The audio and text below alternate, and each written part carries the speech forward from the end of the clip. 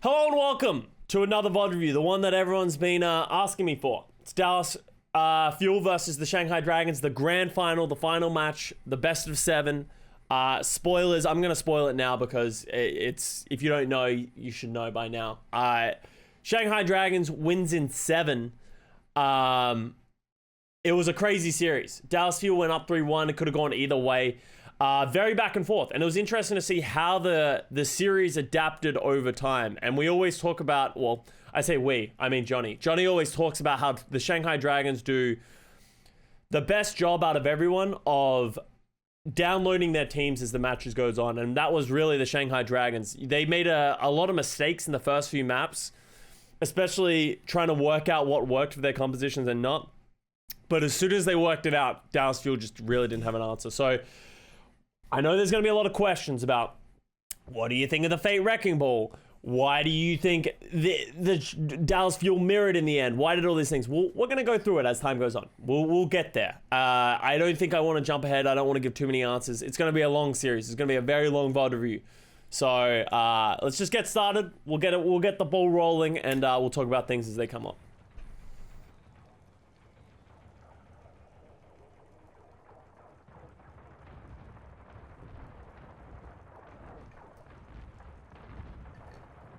So, very early on, we saw Shanghai. This sort of like set the tone for the entire series that this is the comp that Shanghai wanted to play. We saw a lot of things earlier in the playoffs of them playing like Fleta Torb, Fleta Soldier. They played like double hit scan, and they tried to play a very defensible style with like a Baptiste, right? Fortunately, they scrapped a lot of that and threw it out. They tried a little bit on Volskaya Industries, and it doesn't work. And I think they recognized that earlier, and they throw it out completely. But this is the mirror that we end up in for most of this series, this Lucio Moira style. But the major twist that the Dragons put on it is the Wrecking Ball. We weren't really sold on the Wrecking Ball coming into this series, and you can understand why when you look at the first map. Like, you look at the first couple of maps, and it's okay, but Fate gets into certain situations where he just can't be effective. And we'll try and highlight and isolate those. As I said yesterday in that VOD review, oh wow, Fleta just murders Sparkle going into the middle of this fight. Dallas Fuel overruns the Shanghai Dragons though. And it does need to be stated, right? So what it looks like going into this match is there's two very different situations. The Dallas Fuel want to try and kill Lee J Gun. They are still sticking with their guns of the best hero to isolate is the Lucio. The one thing that they can punish. Something that becomes a constant issue for them is the Fate Wrecking Ball, because they just don't even want to deal with Fate. Because he has so much health, he's so hard to kill. They don't have any CC. Dallas Fuel don't have a single bit of CC to try and punish Fate. They kind of ignore Fate a lot of it and try and go for Lee J Gun. On the other hand, the Shanghai Dragons, they try and punish two characters the most out of everyone. And I think that is Fearless, primarily, and then even to a degree, Sparkle. So, Fearless is generally the primary target for the Shanghai Dragons, and you just saw that there. They kill Sparkle, they kill Fearless, and Dallas Fuel gets a great kill against Lip. As I was talking about yesterday in the VOD review, this is what I was trying to say earlier, we're not really going to break down a lot of the individual fights. Someone said it in the YouTube comments, I really don't like watching this meta. I'm just going to be straight up with you. It's very chaotic. It's very hard to break down. And I think it's hard to appreciate the intricacies unless you go into a lot of detail. And I don't want to do that. Otherwise, this is going to be a 6-hour VOD review. So we're going to be looking at this as like a general composition, style, individual plays kind of thing that aren't really looking at the finer things. So Dallas get the first cap. Coalescence first. And this is worth noting as well. Because the Dragons are playing the Wrecking Ball, and Sideshow did a phenomenal job of highlighting this in the match. Because the Dragons are playing the Wrecking Ball, Izayaki is unable to get as many heals onto the Wrecking Ball as Fielder is getting onto Fearless on the Winston. So, a common theme for this is that Dallas Fuel will always get this Coalescence first, and as we know, the Coalescence is the most important ultimate for engaging a fight and closing out a fight. So, Dallas Fuel will almost always have an advantage in these fights in the earlier areas for these team fights.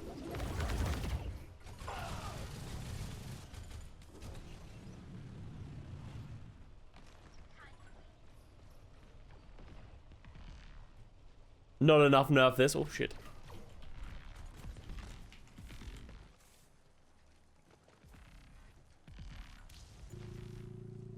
Okay.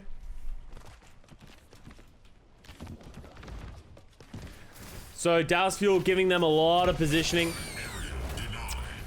And I think it can't be, one of the biggest issues that I think Shanghai had in the earlier half of the series is stuff like this, right? So Fate goes in, slams, drops his mines. But it was so out of sync with the rest of the dragons that they couldn't follow up on the slam. And then the mines end up getting no value, and then Dallas gets to rush anyway. The perfect timing for Fate to slam is when Joust Fuel is trying to engage, or the dragons are trying to rush them, right? The dragons are trying to slow the tempo of the Joust Fuel by using the Wrecking Ball to provide that slam, do a ton of damage, and also slow the momentum.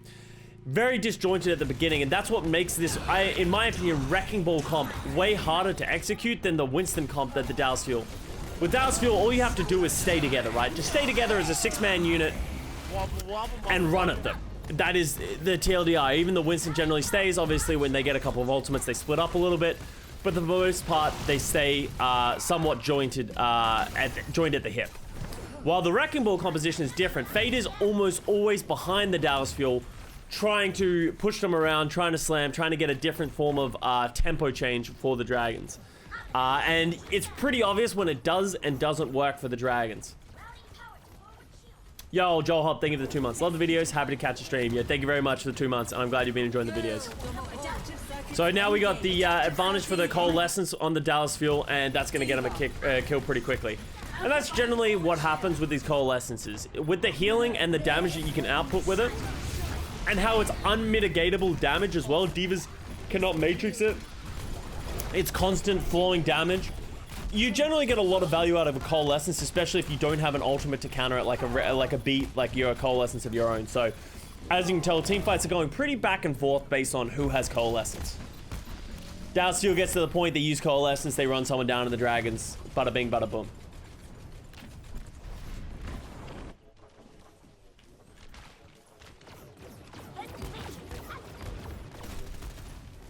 So all of a sudden, dragons have Coalescence.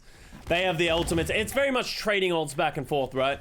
So dragons don't, if Dallas don't have ultimates, they're gonna go early. But yeah, Shanghai are gonna have the ultimates to deal with this for the most part. This is a really smart play by Dallas, and I wonder if this was actually intentionally their plan when they do this, right? So they go early. They don't have many ults, but they go early. And what this does is this forces the mines, the Death Blossom, and the Coalescence out, right?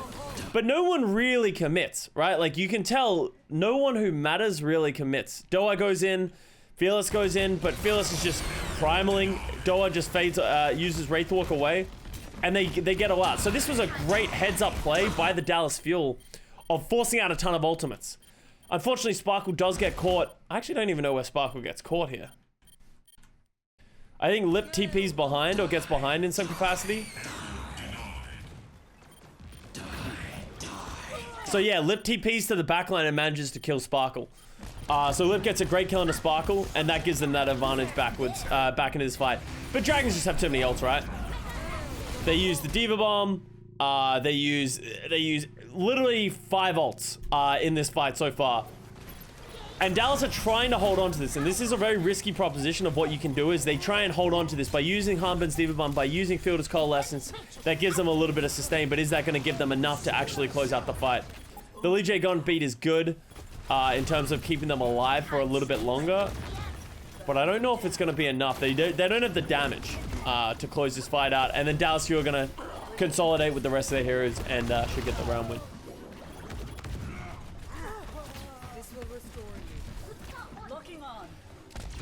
Alright, that was pretty clean by Joust Fuel. That was pretty clean by Joust Fuel. And it's just, you can tell that I think the tempo was very good of how Dallas were trying to play it. I really don't like the Wrecking Ball on that night market. I think it's a little bit better on this map. Not that much better.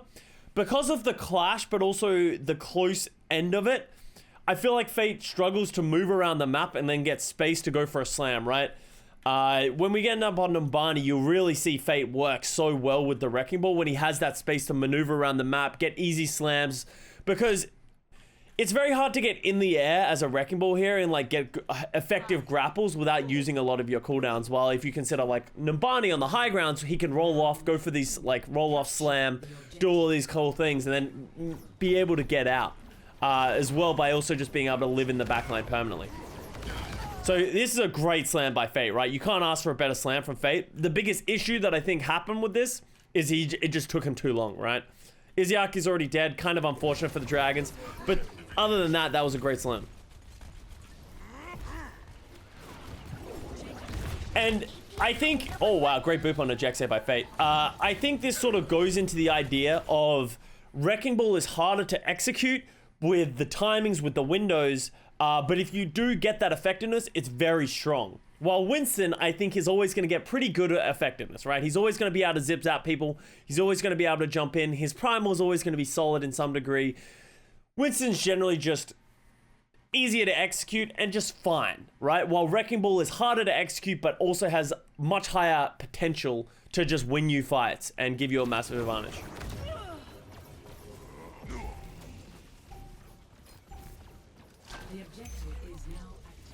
Yeah, Fate just getting a little bit greedy on that. He gets punished. If Echo doesn't get banned, I'm gonna be sad. There is no hero pulls for Summer Showdown, so Echo will 100% be part of the pull. I think Echo only looks OP because they're not running hit scan. I don't have a problem as much with Echo's damage. Because I agree that Echo is very susceptible to death, to hit scan, right? She just floats in the air. She does a ton of damage, but, you know, with shields, she can't be that effective. My biggest issue with Echo is highlighted the most in this meta with Echo can copy people and it gives her such a massive advantage when used on certain heroes like D.Va, right? She can just get so much effectiveness out of D.Va because she gets a full matrix, she gets a D.Va bomb very quickly, she gets a remech attempt at killing people, she's so survivable, she can't be punished out of her ultimate very easily, and then she comes out and she's completely self-survivable again, right? And her ultimate charges super fast, even outside of her ultimate, right? So I think that is where Echo lies the biggest issue. I think her ultimate needs to be adjusted in the way that it gets effectiveness, right? I think when it was designed, right?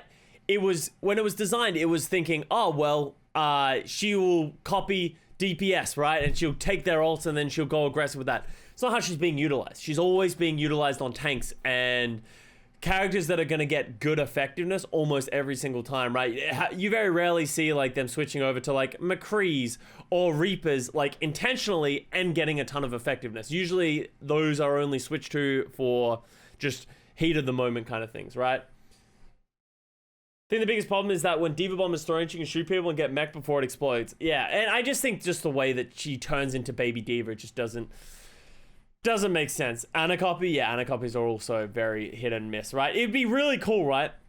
I think Echo's ultimate would be very balanced if she could only turn into DPS and support heroes, right? Because the effectiveness can be very high. You can get it very quick. You can do very well with it, right? But you're also susceptible to death and just losing your ultimate if you just do it. It really is just very annoying and poor when they turn into tanks. And I think that is my problem with Echo. Maybe after leaving copy ult, her ult ends. Yeah, and people have like said that, and I think that could be a good idea, but then it could also feel clunky. I don't know what the perfect solution is. It's not my job to come up with the solution. I just, you know, I think we can all recognize that there's a problem here with how they're doing it. And you can see that I think this is what Dallas was doing so well early on in the series, is they recognize that Fate is in their backline, right? Fate is trying to go over behind and try and set up. So Dallas is playing faster than Fate is able to get effectiveness, right? So Shanghai are essentially fighting this 5v6 because their Wrecking Ball is just living in the backline, right? So if Dallas can keep that tempo up and go before Fate can really sort of engage, then they're always going to have an advantage with the Winston.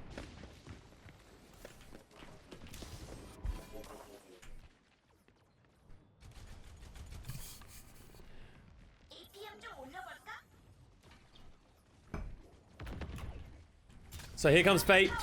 So here we go again. Fate, Dallas are holding because they don't have the coalescence. Great boot by Jexer to slow down the effectiveness of the Wrecking Ball. And here's a mistake by Dallas, right? The Dallas team decides to go in, but Fielder goes back and actually gets isolated by this orb and actually kind of gets a little unfortunate there.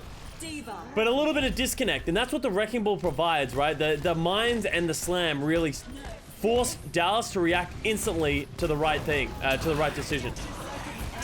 Fortunately, with all the ultimates that we had, they are just getting just like the fight win, even though they lost Fielder off the bat. And that's the value of having Echo. That's the value of having Winston, is that they have ultimates that allow them to be self-sustainable without healing. Same thing with Diva, right? She has a Diva bomb. Reaper can somewhat heal himself, but not as effectively. So that's what makes this comp so strong, right? Is you don't really need heals. Watch Fearless pop for the beat cancel. All right, let's have a look at this.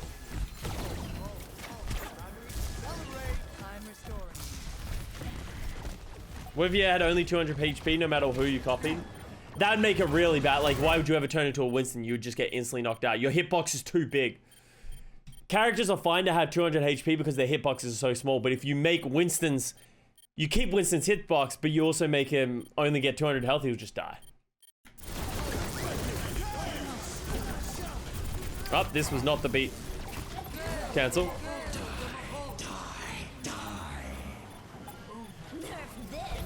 So Jexay gets isolated by Fleta. The Coalescence. There's just so many ults by Dragons. What was that? 3 ults, both support ults. Dallas tried to mirror, but didn't get as much value. Losing Jexay that early was a problem, but...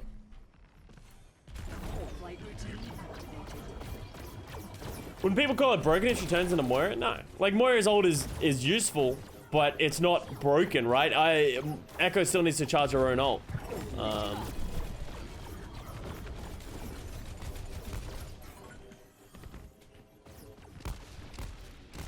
Alright, let's see what we got here.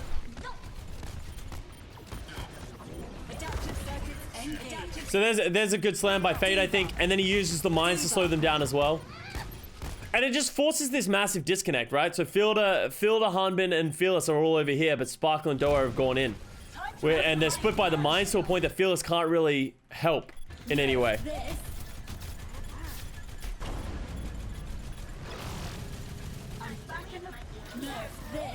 Nerf this.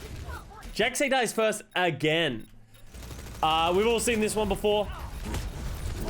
I don't know why Lee Jae Gon went for this beat scene. This was the first of the beat drops, and this was just, in my opinion, a really bad choice. Like, I don't know how he thought that was gonna work. I guess maybe if Doha wasn't there, it goes down, but even then, he's just gambling that he's not. Fearless isn't gonna do well.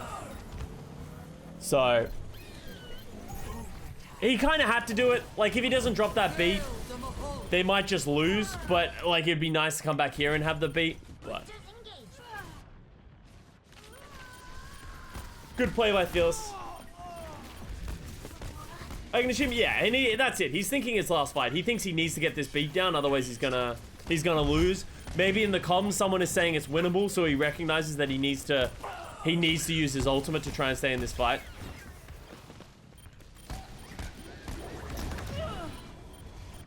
But yeah, I think that Winston is very good on these close proximity, choke heavy. Like, I think when you're in the open, the Wrecking Ball is better. When you're in these chokes, I think the Winston is way better. That is why I think Winston is better on control compared to the Wrecking Ball. I ain't completely banned for the beat, even though it was bad. Yeah, exactly right. I wouldn't beat against Fearless, just never beat.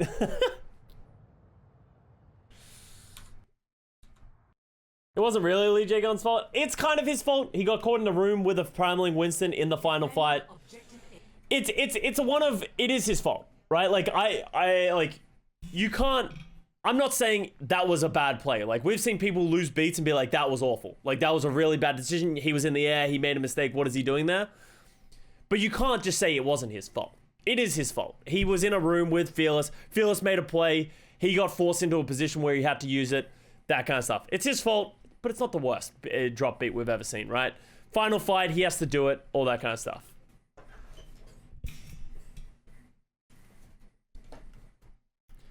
You can see the rationality behind it, right? Like, and that's it. No one's gonna flame him for that play, right? We've seen plays in the Overwatch League where we're like, that was just stupid, right? Like, you're like, I can't even defend that. You were in the wrong place. You were in the wrong situation. You put yourself there. Then you press the button at the wrong time. Like, you can't, there's some plays you can't just like, you can't justify anyway, right? Like me using Transcendence on Route 66, right? There's no justification for that. There's no, well, silver lining, there's nothing. Like, it's just, that was a bad play. And that happens from time to time. Everyone flames Lee Jae-gun. Anyone who legitimately flames Lee Jae-gun is just wrong. Like, Lee Jae-gun's biggest issue is his inability to stem his aggression, right? In a couple of very big games, this one included, he makes bad plays. It's not he's making awful plays. He's trying to do too much. He's putting himself in the wrong situation, and he's getting punished for it.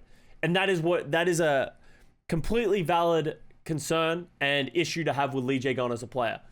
But Lee Jae-gun's still one of the best main supports we have in the league, right? You can't take that away from him, right? So anyone who's just flaming Lee Jae-gun is just losing it, right? The reason it's the same thing with FD God. The reason they get punished and the reason they have these bad plays is because they're doing more than everyone else, right? Right? Like, let's use, I love Ark, right? But let's go Ark for an example, right? Ark never really had any of these really bad plays, right? As a Lucio. But Ark also didn't go for many plays as a Lucio. That's why, like, he was bottom of the stats in every single Lucio category, right? These players, like Lee Jae-gun, like FD God, are getting flamed for, like, having bad things happen, of getting picked heavily, getting that kind of stuff. But they're also doing way more than almost every other main support in the league when they're not getting punished, right? So, and that's why you need to remember, right? Is, like, you got to take the good with the bad at some points. I'm disappointed in me for believing you that Atlanta could actually win the June tournament. It was always a gamble going for Atlanta. I think they looked very good, but you know, at the end of the day, they don't have experience in the playoffs and that kind of stuff. And there was always potential for them to just like have the issue right where they just ran out of steam. Like, we've never seen Dallas Fuel or the Shanghai Dragons really run out of steam. They always somehow rally when their backs are against the wall. We didn't see that from Atlanta, and that's the unfortunate reality. And that really comes with experience in the playoffs. So, you know, Atlanta really needed to be by far the better team in the playoffs for them to really get the win, and it just turned out they weren't. The Lucio and Moria just ended up being stronger. And I think Atlanta and then I think Dragon stepped up in the double shield mirror. So I don't think you can't be upset about the Atlanta loss or the fact that they came third. That's still a phenomenal result for them, but it is disappointing to see them go out in the way that they did.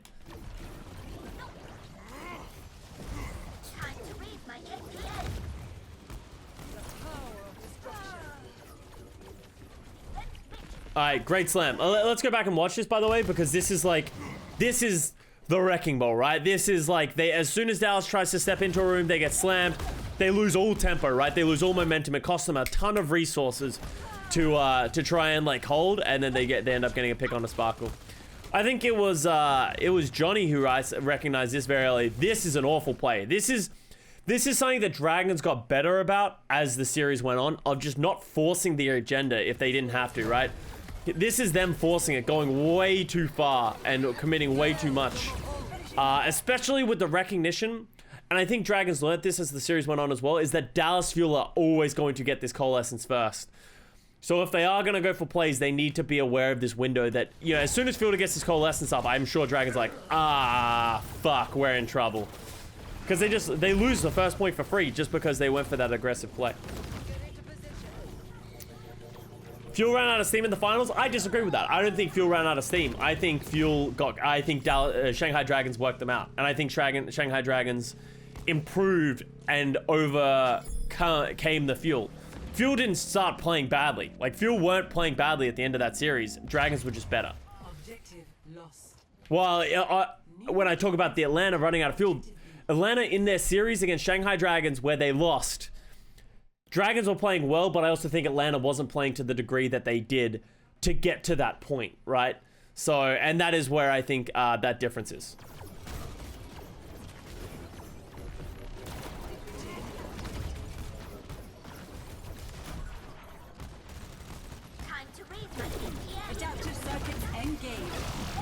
Okay, great. Copy by Fleta creates a disengage. Look at that disengage by the Dallas Fuel, right?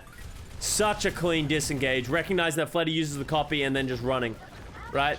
They know that the Dragons have coalescence as well. And this is like, we've seen this just so far in the series, is Dallas will go first with their coalescence, and then they will engage in a way that will invite the dragons to use their coalescence and then disengage from it. They didn't get the coalescence out in this fight. They got the Fleta copy out though, and then they disengage and they use that as an advantage.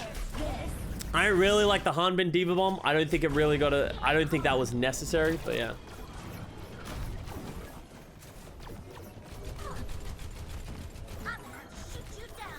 Adaptive circuits engaged. Diva. Okay, Coalescence, welcome aboard. Nerf this. That's a great bomb. Look at where this bomb lands. You can't hide in this room. It clears out this whole area. It's a great bomb. It forced a beat. Without that beat, they die there. There's the beat from Lee Jae-gon. Very important. I think that was a very important beat by Lee Jae-gon as well. Was that a dangerous one as well? Well, that was a dangerous one because he went for the thing. He even got so close to the bomb to make sure his team got the beat that he almost died to the bomb anyway. So good beat by Lee Jae-gon. Oh, Doa's Death Blossom is just better. That Death Blossom was just better. Good recognition by Doa to realize that Hanbin had him covered so that he could Death Blossom and get the consistent damage and he would win that head-to-head versus Lip.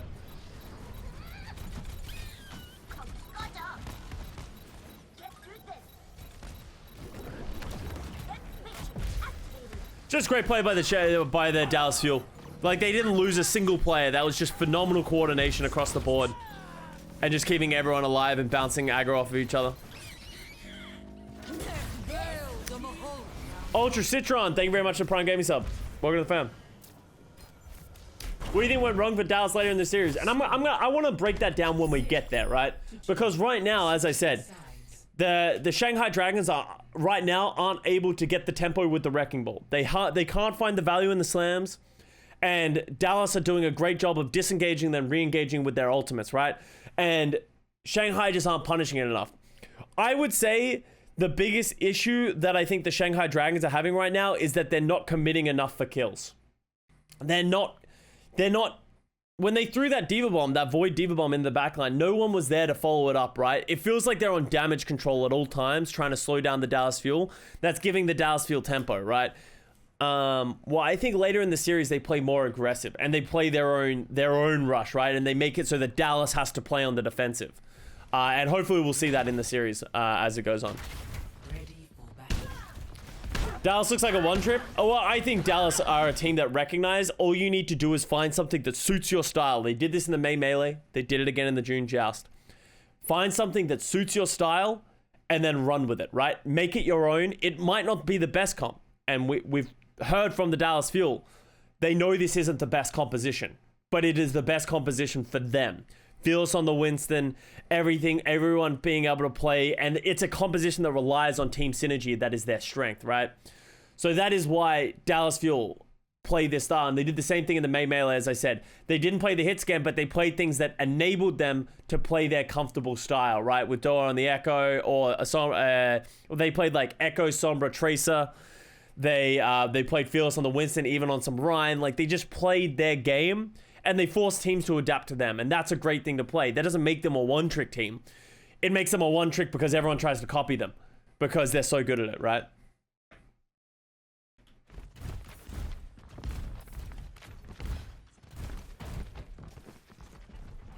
I think Dallas would definitely struggle in a meta that leans heavily towards shields and hit scan.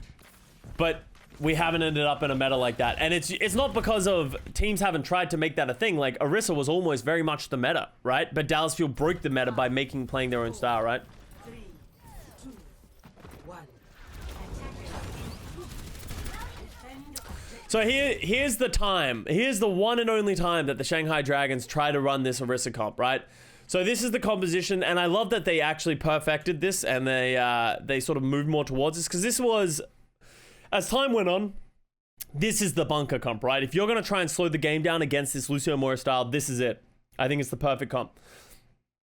The Brig Moira gives you a ton of sustainability, and the Moira enables you to get Coalescence at the same time as the Fuels. So you can match that tempo when that Dallas Fuel get that win condition.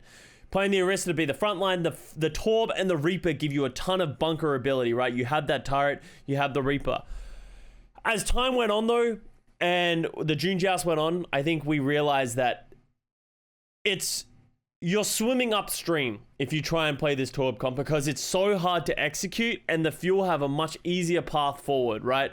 Dragons have to play very well and utilize their ultimates and their coordination very, very well.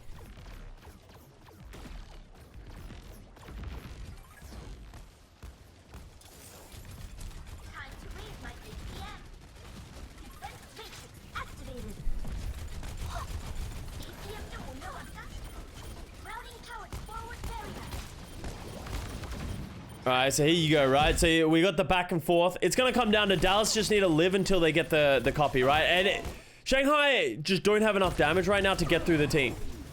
And that'll give them the free fire win right here. So I don't know if I agree with how the Dragons are approaching this. I would prefer to see them go to the high ground and sort of like shoot down a little bit, give themselves a positioning, give Lee Jae-gon Izayaki on thing. Like as much as they're probably going to drop eventually, I think going to this choke and having a trade fight isn't the best thing for them because I don't think they're ever going to get the punish on the Dallas Fuel. I think Dallas Fuel have way more cleave, right?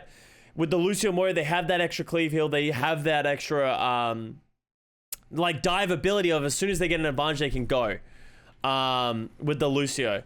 So I don't really love the Dragons because the way that they played that first fight. Yo, congratulations, Magic Storms, on hitting Masters.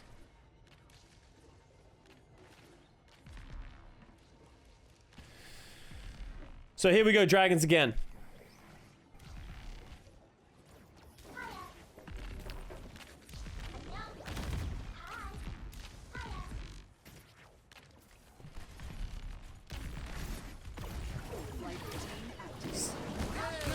So this is a pretty good fight for the Dragons, right? The Dallas Fuel go and they're all pretty protected hanging out in chokes, right? It forces out the copy, the coalescence, and the Winston Primal because of how poor that dive was from Dallas Fuel, right? And this is sort of what I was saying about Dragons is they just need to force the... They just need to force the Dragons to... They need to force Dallas Fuel to engage and play defensive.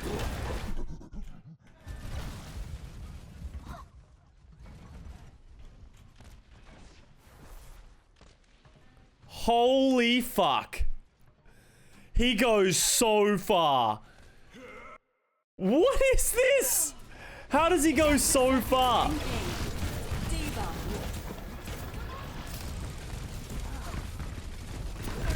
What? I don't know how that happened, but okay, just fearless things. Because I think Dallas were in a really bad spot. If that doesn't happen, I think Dallas are in a really bad spot.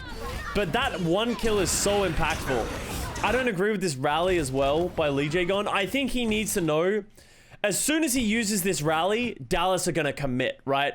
They're going to throw way more ultimates at this fight. And I don't think he's ever going to get that effectiveness. And they need this rally. So I think that was a bit of a mistake by Lee Jae-gon popping that there. You can understand why he did it. They had good positioning. But losing Fleta and Dallas already being on top of them, I just don't think he's going to get the effectiveness of the rally. The jump and punch, yeah. The reason the Torb went that far is because of you get the boop from the original landing of when you land on the ground, there's a small boop, right? But if you pair that at the exact same time as you punch them, they will actually, like, combine, and that's what happened. But even then, I think that was a ridiculous distance.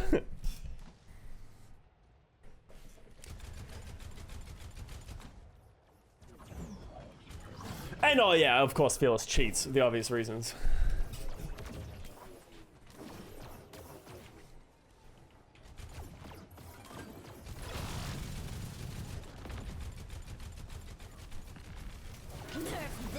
Diva Bomb engage. I hate this engage by the Dallas Fuel again, though. Like, I think this is... Dragons are in the most defensible position, and they threw a Diva Bomb in a way that isn't going to get back. Oh, okay. Cease your resistance.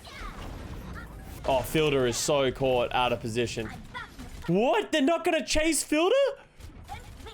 Oh, I don't know how I feel about this. They had a free kill. Wow. Yeah, I don't really like that. Oh, Fleta dies in there. I think they really should have consolidated onto Fielder there. I think that was a free kill. He was low. He just used Fade. I think they can run into that room. Take that 10 seconds to make sure you punish him. To get that. But yeah, I actually don't think Fuel are playing it perfectly. So now we see Fate. Here comes the switch, right? So Dragons are switching over to the comp. They just accept that it's not going to work and switch over to the Wrecking Ball Lucio Moira. And this was the time in which Dragons were like, okay, this isn't going to work. As I said, I think the Torb could definitely win this first point fight. I think you can definitely get value with it. And we saw Atlanta actually do it against the Fuel. I just think it's hard. And I think it's very hard to switch off of that composition effectively, and it is such a linear way of playing the game. The whole game is sort of in the hands of the Dallas Fuel if you play that style. So Shanghai Dragons, throw that one in the trash, and I think that was a great decision by them to realize that it's just not going to work. And I think if we try this, it's just going to cost them more maps. Yo, Upriser, thank you for the Prime Gaming sub. Well, I did this as my best of the day on the grand finals. Look at how ridiculous this is from Fletter's point of view. There's a D.Va, and he gets pointed at the D.Va. He's like, it's fine, I'm in orbit. And then he gets pointed by another D.Va. He gets pointed by 2 D.Vas as an Echo, and he just gets fucking murdered. It's like, cool, that was great. I love the bomb as well. That's such a good bomb. Look at how much this splits the entire Dragons. It allows the Dallas Fuel to consolidate from the aggression. They punish Fate, and then they're in a good spot. Sparkle gets a little bit aggressive there. Oh, that's not going to work for Lip. Yeah, Lip goes down. And this is just panic mode at the end of the day for Shanghai Dragons. It's going to be very hard for them to consolidate here. And that's the pat. And that was the Dragons. And I don't know about you guys. At this point, I was like, series is over. Wow, I can't believe we're going to get such a quick 4-0 for the Dallas Fuel. You know, Dallas Fuel are just better, just built differently. Shanghai just don't have an answer to the problem. I know a lot of people said they're like, I just took a nap. I went to sleep. I thought it was going to end. Ready for battle. But no. Where there is a will, there is a way. And this is the point where Dragons almost exclusively, I don't want 100%. Yeah, I'm pretty sure Dragons play this comp for the rest of the series. They play this Wrecking Ball, and they just... Something clicks. I don't know if it clicks in this map. I think this map is just... I think Fate has a very good understanding of how to play Wrecking Ball on this map. I think this is very good map specific for the Shanghai Dragons composition. I think they have high ground. I think that he can choose the tempo. He has a ton of megas that he can fly around on, that he can get a lot of space, that he can live just permanently in the Dallas Fuel backline. And I also think Fuel just didn't look as comfortable in this map, so...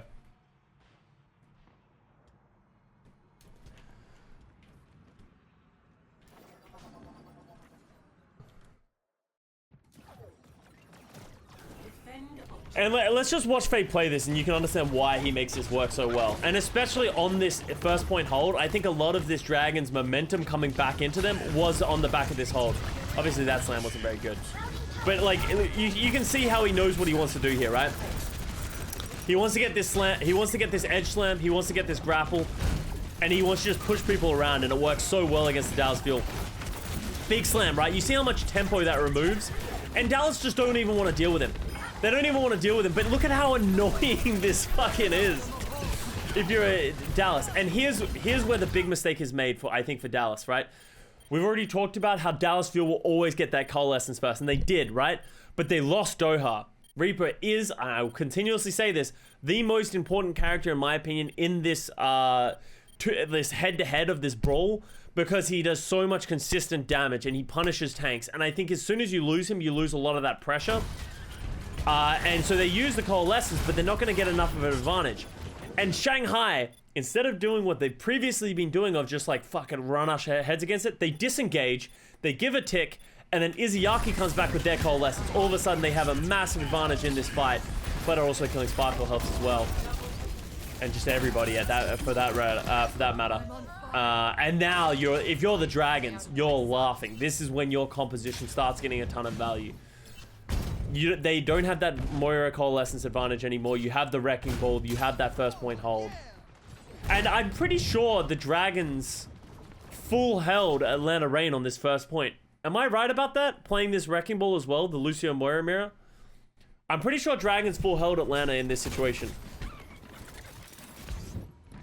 I wonder if that's an intentional mark. He's saying as soon as they get to there, I'm gonna slam. No, they're almost there. Oh, that's close enough, right? Oh, I think Fate did that too early. If he, that was way too early by Fate. If he put this thing here as a mark of like, if they cross here, I'm dropping my mines. Or maybe he said that's where he's gonna drop his mines. He did it too early. He's just getting a little too preemptive. And look, they just don't care about Fate. Like, Fate is literally just living in their backline, and Doa's trying to push him away. But it doesn't do anything. He can't do enough damage to Fate. So they trade Echo copies onto the Divas. Good Diva Bomb. It's sort of... as much as this Diva Bomb doesn't feel like it does much because it enters the room, it would have been nicer if it ended up like here. But just by putting it in this room, it forces the Dallas Fuel to spread out as much as they did, right? And Jexay has to use the beat. Fearless has to use the primal because of where it went. Just so many Diva Bombs. I think the biggest mistake the Drag has made there is they over-ulted. They just used too much. I don't think they needed the Death Blossom to close out that fight. So now that they use that, the Dallas Fuel are going to come in with an advantage of they had the Death Blossom and the Coalescence compared to just the Coalescence from Mizuyaki. Fate has always been good at ball? Yeah, Fate's always been pretty solid at ball. I would always say that Fate's ball has been better than his Winston. Especially in the grand scheme of how good people's Winstons have gotten in this league. Fate was very good at Winston in Season 1, but I think he kind of stagnated as a Winston player. While then you had other people like Fearless and like Smurf just really take off on that role. While I think Fate's Orisa and his Wrecking Ball have always been his strengths. His Wrecking Ball less so, but it looks like he's done a lot of work onto his Wrecking Ball. That was a great slam, right? Look at that tempo shift. But yeah, here's the Death Blossom coming out from Doha, just getting a lot of advantage. And that was just the Coalescence Death Blossom, and Dragon's not really having an answer to that. Yeah, and better than his Ryan, yeah. And I would say Fate's worst hero is his Reinhardt, and I completely agree with that. I think Fate's Reinhardt leaves a lot to be desired.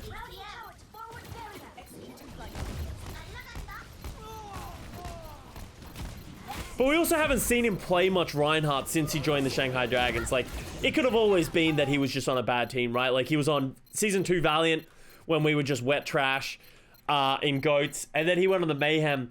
And I don't think... Did he play many Ryan cons on Mayhem?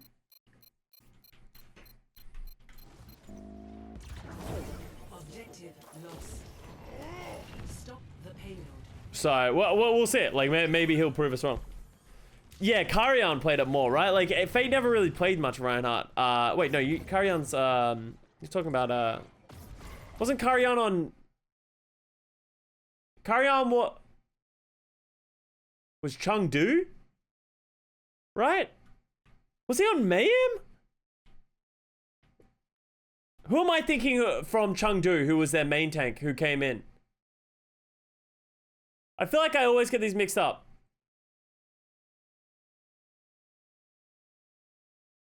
Oh, it was Ating. It might have been no, Jakirin. Jakirin is who I was thinking of.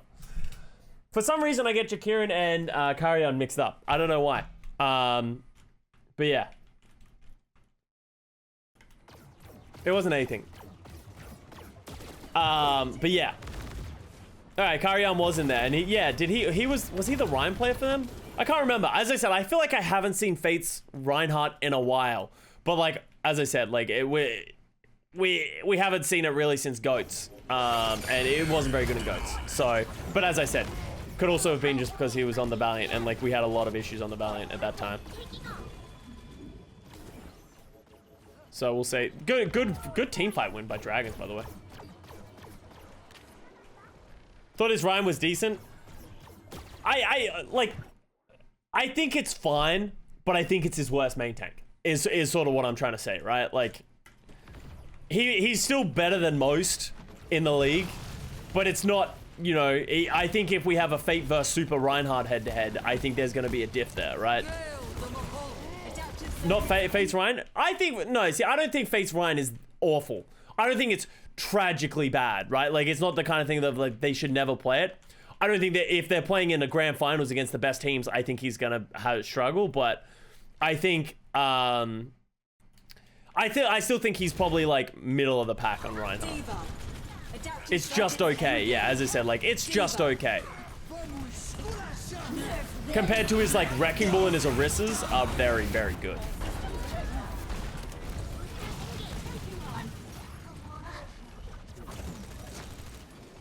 Same with Fearless, yeah, and I think the same thing can be said for Fearless, right? It's kind of like where Fearless's Wrecking Ball is. His Ryan looked pretty good in the melee, right? Fearless's Reinhardt. Maybe I'm just saying it's good because of that one flank shatter he did on Blizzard World. Fearless is a really good Ryan. His Ryan is quite... It's very good, yeah. His Orisa and Ball is just okay, yeah. His Ball is definitely... His Ball actually was okay. I remember when he switched to the Wrecking Ball in this series, and I was like, oh god. Not where I would want this series to go, but it was actually fine. Like, I think he did fine on the Wrecking Ball in this series. It definitely, Fate was doing more work, but it wasn't as bad as I thought it was going to be.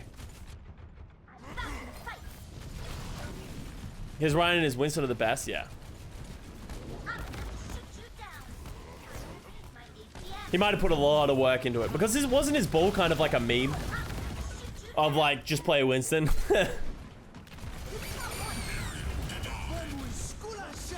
Says the beat. That's a great like.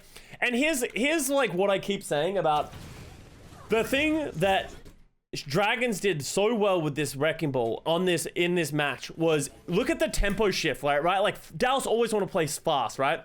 And they're waiting for their window, right? They're waiting to go. Dragons don't even have many ults, but look at how fast Fate goes. Dallas aren't ready for this. They're like, what the fuck? He's going. He drops the mine. Jexay drops the beats because the mines are like all over them. And this is sort of what I talk about and what we talk about when we talk about tempo shifts, right? And how they force Dallas to like take a really weird and unconventional fight for themselves, and it forces them out of their comfort zone. 60 seconds. So Dallas are going to win this fight, but that was a pretty good result for them, right? Like that was Coalescence and beat that they got out of the Dallas Fuel, and all it cost them was the mines, right? And that was a fight that they probably, if they hadn't played that fast, they only have one fight on this point anyway. So now they get another fight on this point, and they got both support ultimates out.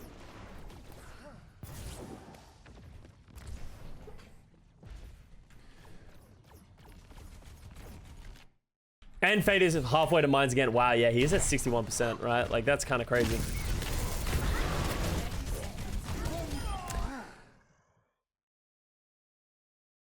Whose fault is this? Like, was this Lee Jae Gun's fault? Obviously, crazy play by Fearless, right? But could Lee Jae Gun... So he fucks up his boop. He dies very fast. Who does all the damage to him? Is Sparkle there? He dies so fast. Oh, he's getting beamed. Doha? He dies very fast. No, I don't know who's doing damage to him, but he dies so fast to Fearless. Yeah, I think he shouldn't have gone for it. I don't think he should have gone for it. I think this feels greedy, trying to drop that beat with how low he is and how high. Maybe he didn't realize he was that low health, right? Like, he is very low. And I also don't really know why he's so low, right? I think he's getting beamed by the Moira the whole time. And I just don't think he realizes as he... Yeah, that was a very good play by Fearless. That's another one where it's like, it's kind of Lee Jae Gun's fault. He fucked up, but it was kind of like also just a sick play by Fearless that caused that mistake.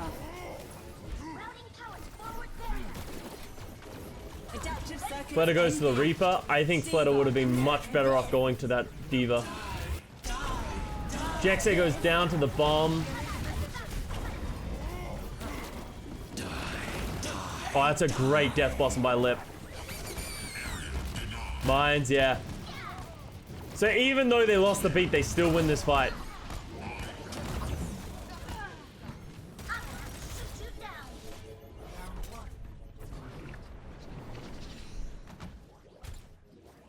I think Hanbin, I think it was Moira suck, and I think Hanbin was also shooting him. I think that's where all that damage is coming from, right? I was wondering if there was a bit of burst damage, but I think all the burst damage is coming from Fearless on that juggle, and Hanbin and Fielder are like sucking him and shooting him to a point that he's not gaining health. Like, he was amping heal, so I think he expected to be going up in health. So that's why he thought he would have more health, but he just didn't. Defend objective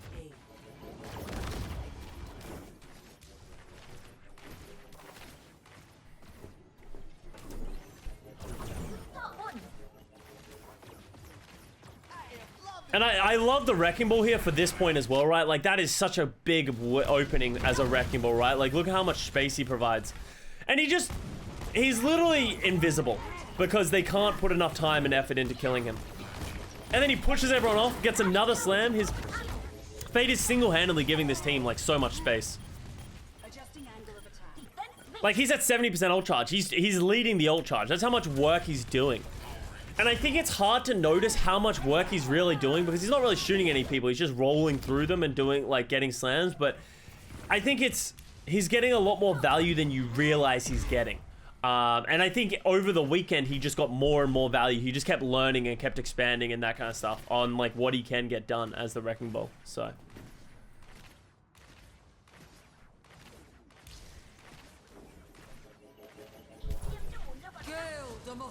Oh, Dallas are going to go up the tempo and they're going to go in with their Coalescence.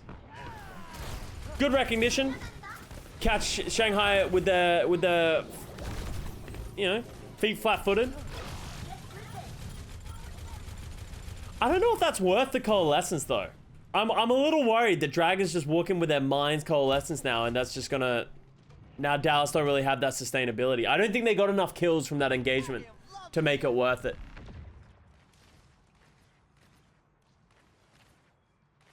It helps that nothing on Dallas's comp really punishes face aggression. Exactly right. No one can really kill the Wrecking Ball, right? I would say the only person who can really do that is the Echo. But Echo is kind of hard to kill a Wrecking Ball, right? Like, Echo has enough damage to kill it. Kind of the same as the Reaper, but neither of them can get enough damage onto the Wrecking Ball because the Wrecking Ball's always flying at high speed that it's really hard to get that damage in, so... No CC, yeah, exactly, right? And no hit scan, so... Mines, Cole. I would have liked to have seen Fate keep those mines or keep the Coalescence. One of the two. I don't think they needed both to clear that platform. Because that gives this window for them to be able to do that, right? Just Dallas just use their ults and mitigate them. Great beat by Lee Jae-gon. That gives them so much tempo there. Lip gets punished for that. Oh, great timing by Void on that copy. It's interesting how Fleta is consistently switching into things that... Like, Fleta switches to Diva every now and then. Oh, I don't agree with that Coalescence by Fielder. That's going to cost them later. Fleta likes to copy Winston, likes to copy the Moira, the Reaper from time to time, instead of just, like, Sparkle, who just almost 100% exclusively copies the Diva. And I much prefer the Diva, and we already knew Fleta loves to sort of mix things up. Oh, Sparkle gets Fleta. Are they going to hold this? No. Time to raise my APM. Fearless goes to Wrecking Ball. And this was the first time we saw Fearless play the Wrecking Ball as well, right? I don't think this was, I need to play Wrecking Ball because the Wrecking Ball is better. I think this was, I need to go Wrecking Ball because I don't have ult. And I need to get back to the point faster. But Fearless kind of gets caught on this for the rest of the map. And I wonder if he feels the effectiveness of the Wrecking Ball in this map. And that sort of leads to an adjustment later on.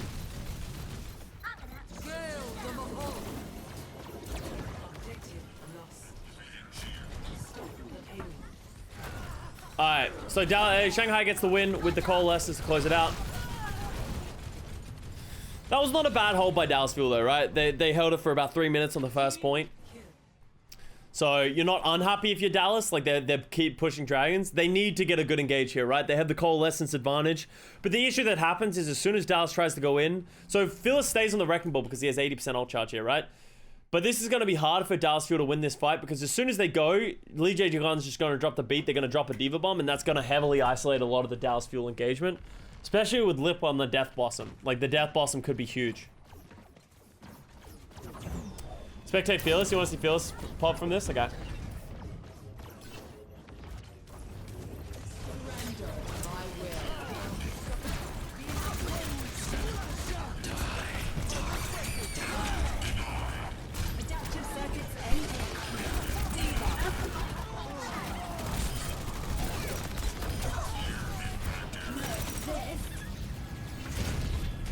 Oh, wow, that hit him. That was unfortunate. Seems good. It was fine.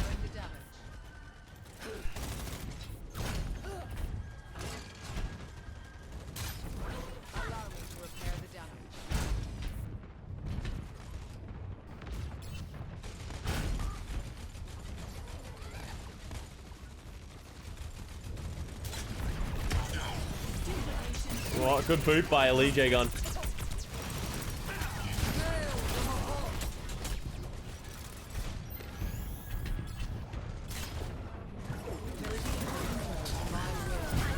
Right, like it seems good.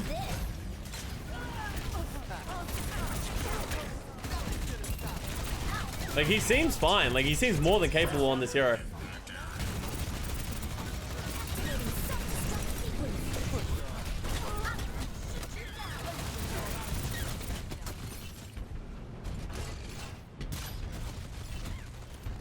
Was the ball count of Shanghai playing something no other team thought about, or was Shanghai the only team to be able to play it well enough? I think, here's what I think. I think some players probably thought about the Wrecking Ball and tried the Wrecking Ball. The biggest issue with the Wrecking Ball, in my opinion, is it's hard to execute, not only as a player, but as a team. I think it's way harder than the Winston. So I think Shanghai was just the only team to commit to it. And I think Fate recognized that it would be better if they could make it work. And that's why he committed to it.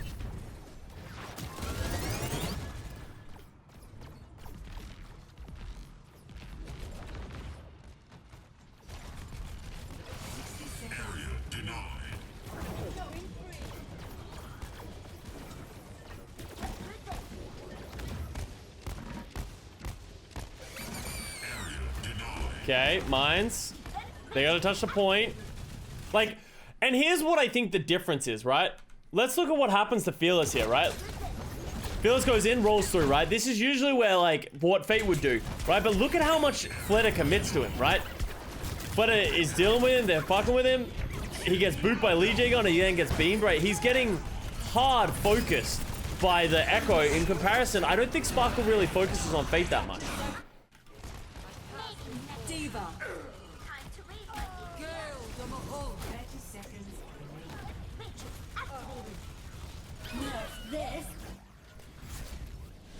Outlaws tried ball. I'm not sure to what degree they tried it. I don't think anyone committed to it as hard as the Dragons did, though. And it's funny because I remember Izyaki's interview after beating maybe NYXL, and he was talking about how they really believed in the meta that they were playing.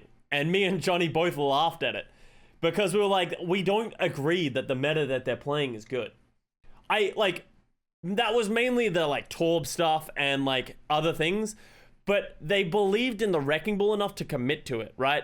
And the Lucio Moira Wrecking Ball had merit, and we actually discussed that on like the show. But as soon as they threw everything else out, other than just the Lucio Moira Wrecking Ball, it looked really good. And the fact that they committed and they believed in it is one of the reasons, right? Because a lot of teams would have had mixed success and been like, let's just play Winston, right? And they even said, I think Fate said it. Maybe it was Izzyaki, where he said in the interview, we understand that if we just come into this match against Dallas Fuel and we mirror the Winston, we're not going to win. These guys have played it so much that they understand the intricacies better. As much as it might be the best comp, they needed to put their own spin and play it their own way, and that's what they did, and that's how they ended up getting the win, right? And that's a hard thing to do, to commit to, because this could have, let's say they don't win Numbani, right? Let's say all of a sudden the Wrecking Ball a couple of things go wrong, they don't win Numbani. What do they do for the fourth map, right? Like, all of a sudden, this could have been a very different series. This could have been the 4-0. It's so hard to just, like, even through all the pain to commit to something like this. So, it was impressive.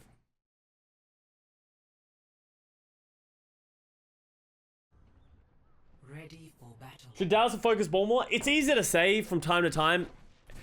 Fate does a phenomenal job of making himself not isolatable enough. I think there is potential in which Dallas could have adjusted how they played against the ball, because it feels like Fate is so free, right? It doesn't feel like Fate is ever being punished enough. And that is allowing him to get a ton of work done, which just enables the Wrecking Ball even more. So I think Dallas might have need to make the adaptation to really focus on the Wrecking Ball a little bit more, but yeah.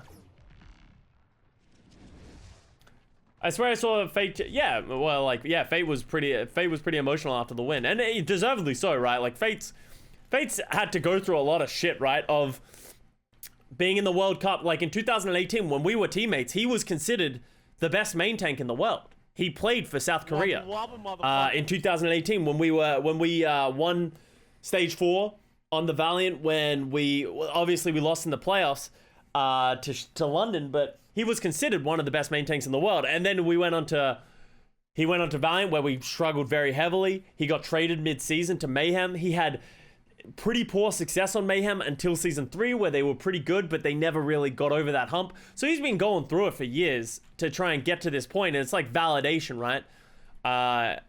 You put a lot of blood, sweat, and tears, and you sort of bottle a lot of that up just to keep going, right? But as soon as you win, you sort of like, I feel like that wave of emotions really goes over you. The same thing happened with me when we won stage 4 and stuff like that, right? Like, it's validation for everything, right? And it's a lot. So it doesn't surprise me that he took this win like pretty crazy. So it was good for him. I'm happy for him, right? Like, me and Fate have a lot of differences, right? Like, I'm sure, as any of you can imagine, me and Fate, like in season 2, with everything that went down, me and Fate definitely had our differences.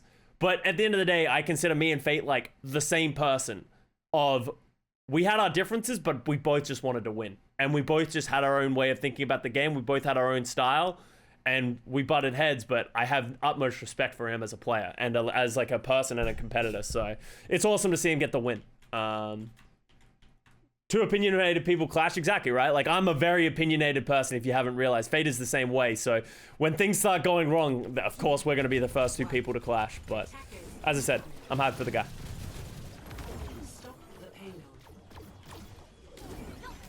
Plus, he has a nice smile, so there's that. He has got that going for him. And so many people thought he was a downgrade to Fearless, to be able to beat Fearless and force Fearless at his game. See, the thing is, anyone who said that Fate was a downgrade, like, you say that, but Fate was a downgrade in the main melee.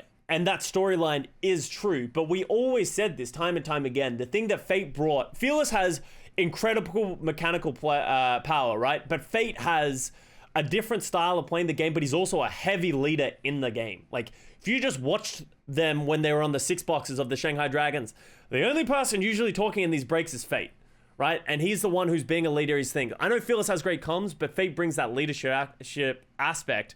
And that's where we said, like, I don't think Fate was necessarily a downgrade. There was potential that Fate was a downgrade to Fearless. And, you know, Fearless has been incredible this season, but Fate is just a different type of main tank that the Dragons brought in. And I wouldn't be surprised if the decision was made to bring in Fate because he is different, right? Shanghai Dragons needed to do something different because they kept losing, right? They had all this talent, but they couldn't get over the hump. So you need to do something different. I think Fate brings that, right?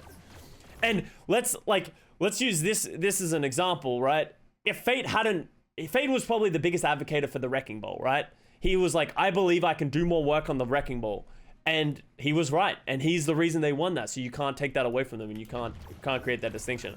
I don't agree with people who are like, see, we told you Fate was just as good as Fearless.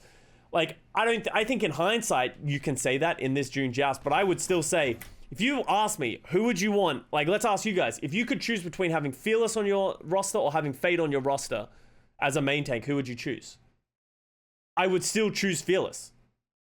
And I think a lot of people would. I think a crazy amount of people would choose Fearless. And that's nothing against Fate, right? But it's just the reality. So Fearless is still, in my opinion, an upgrade to Fate. And Fate is a downgrade. But Fate, it's not that big of a deal. And if anything, it's a side grade. And if you're a side grade to Fearless, you're doing fine. That's like, oh yeah, Carpe, you're second in overall time best DPS to Prophet. Boo-hoo, right? Like, you're still considered one of the best out there, right?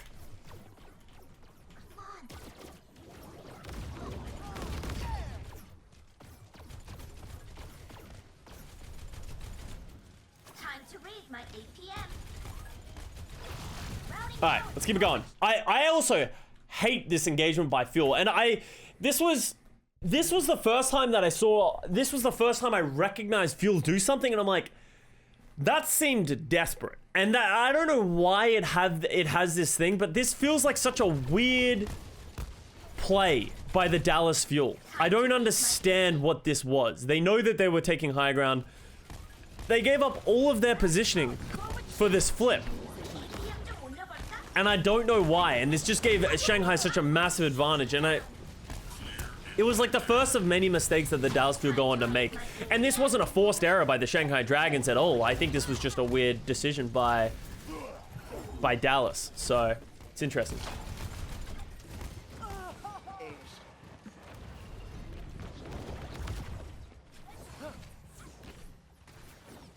Alright. Feeling the pressure. Exactly, right?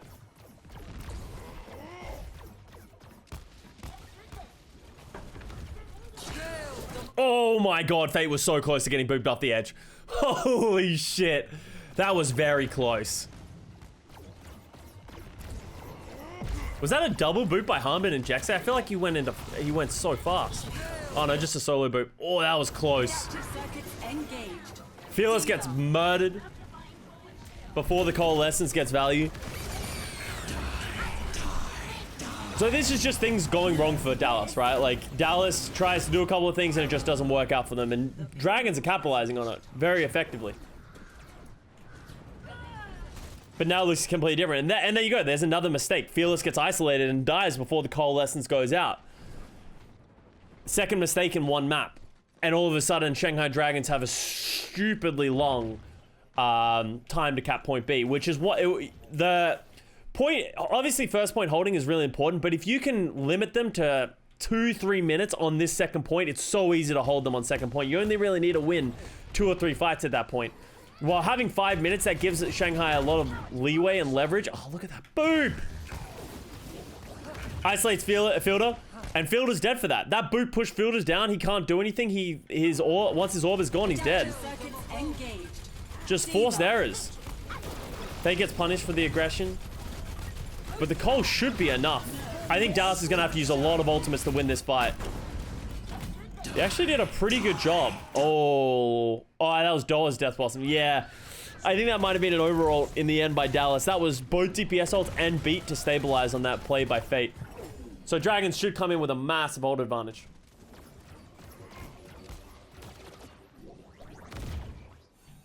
Aristotle Fringement, thank you very much for the gifted sub. Sorry, I missed that one.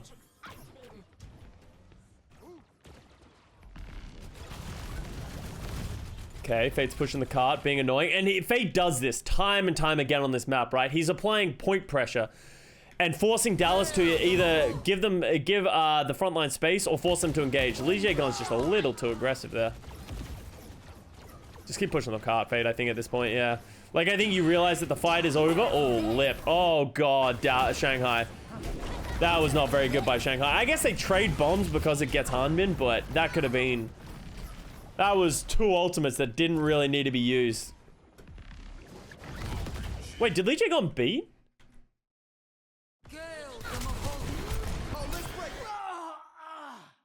Excuse me? Li Jaegon? I didn't realize he beat it here. There's no defending that. You know how we've said the last 2 have been like, oh, you know, these aren't really his fault. Fearless made a good play. You know, he needed to be there. No defense of this one. He isolated himself. He was in the wrong spot, and then he panicked and dropped the beat. That's just a throw. That's just a bad play. There's no defending that one.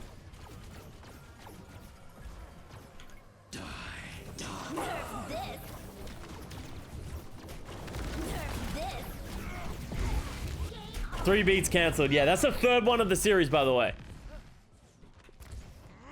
Absolutely rolled. But don't worry, Fate's playing his own PvE game. Fortunately, got the kill on the Izayaki, so that slows him down. Can we rewatch the beat cancel? Nah, we already watched it a couple of times. I'm sorry. You can go back in the VOD if you want to. The beat cast time and animation make it almost impossible to react reactively. And I really hope this is something that has changed going into the future.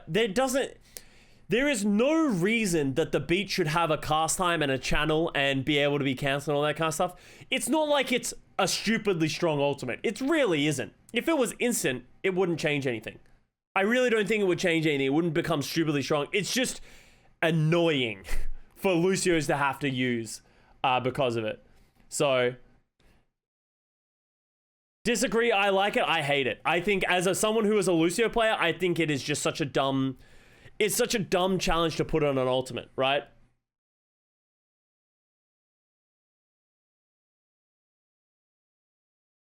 It def changes stuff. Because there are times you don't beer for fear of it getting cancelled. Yeah, but why does that exist? It adds an extra layer of... But why does the extra layer of skill need to... I agree, there is an extra layer of skill. Why does that need to exist for Lucio? His ultimate isn't strong enough. How come Coalescence, Transcendence, pretty much every ult has an instant value except for Lucio? Pulse Bomb is cancelable. Very in minimal frames is cancelable, yeah.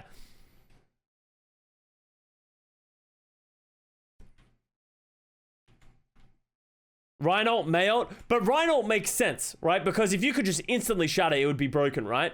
Mayult makes sense because if you could instantly throw it, it makes sense. It would become broken. But I don't think the value of being able to instantly beat would make beat broken. Beat's value is not effective enough to justify giving it such a long cooldown. Insta Lucio ult is broken too? How? Why is Insta Lucio ult broken? Like, honestly, if you remove 25% effectiveness and made it instant, I would be fine with that as well. Because I think that would just be way better. Like, if you guys are worried about it just having, like, crazy value of being able to instantly beat and have the full effectiveness, I would take a 25% nerf to sound barrier for instant cast.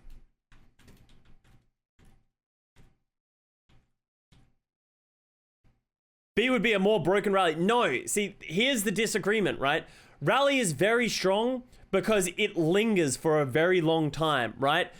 So therefore, even if you don't get value instantly, then it has value. While beat, if you don't get value instantly, it is literally deteriorating and it is useless. So why make it so hard to cast?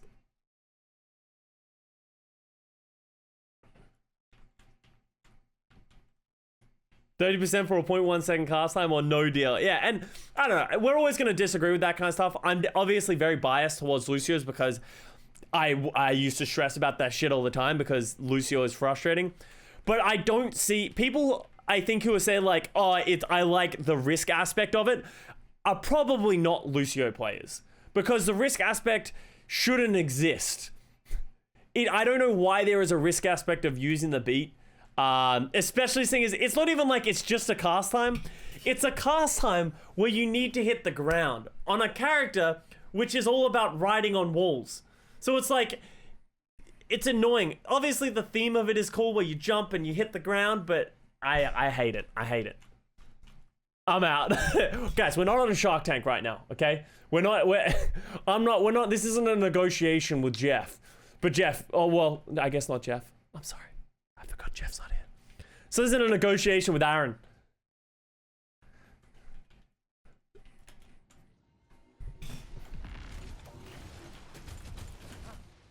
Routing power to forward shield.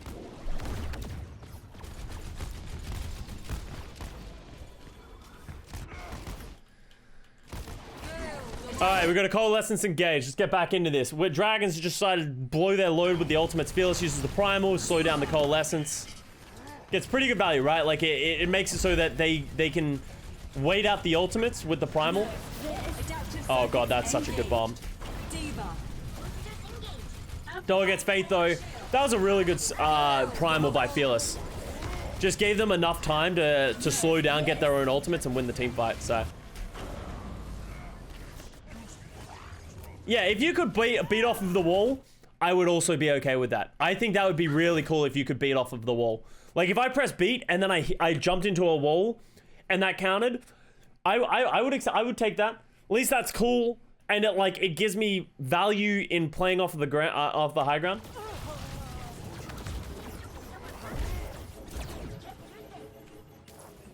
Oh, Void's gonna live through that? That was kind of nutty.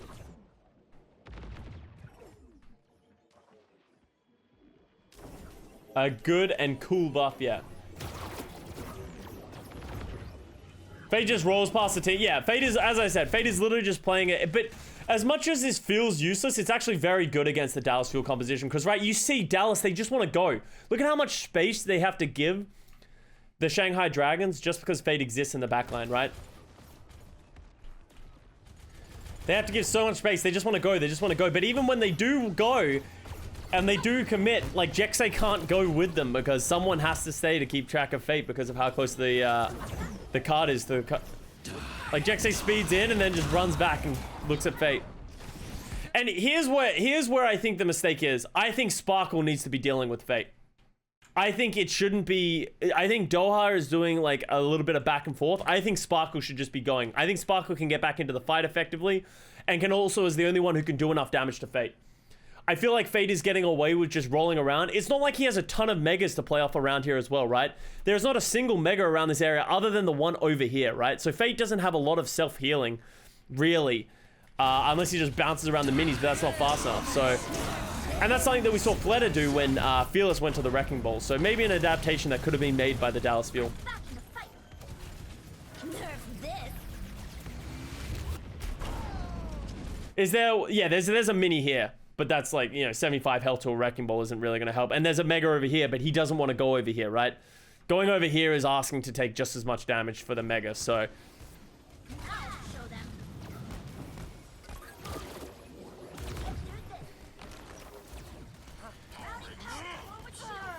Shanghai just getting a lot of space. And this, honestly, you need to attribute Fate for this, right? Because Dallas just couldn't commit to the level. As soon as that Doha Death Blossom didn't get much value, it was sort of like, it went downhill from there.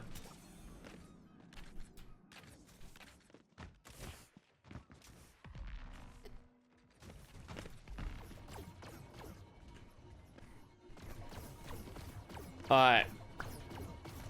So we got Dallas have a bunch of ults coming in with the Primal. They're probably going to go. And once again, Shanghai Dragons going first. Time and time again with the Echo Copy, with the Wrecking Ball. Look at how hard this is for Dallas Fuel to get value out of their composition because Shanghai is just upping the tempo. They're going first every time.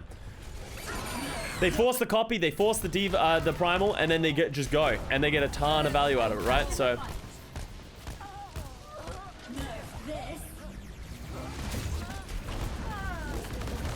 Damn, Doha does so much work. That really looked like it was going very heavily towards the Shanghai Dragons. Oh, wow, getting Doha here is really good because if they can disengage, they get an advantage, right? Because their players aren't too far away.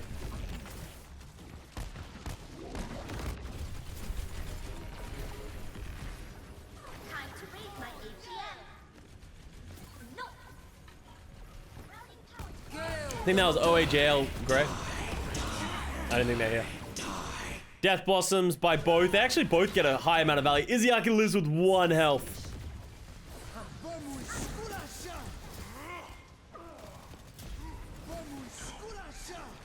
Good beat by Jexay, slowing that down.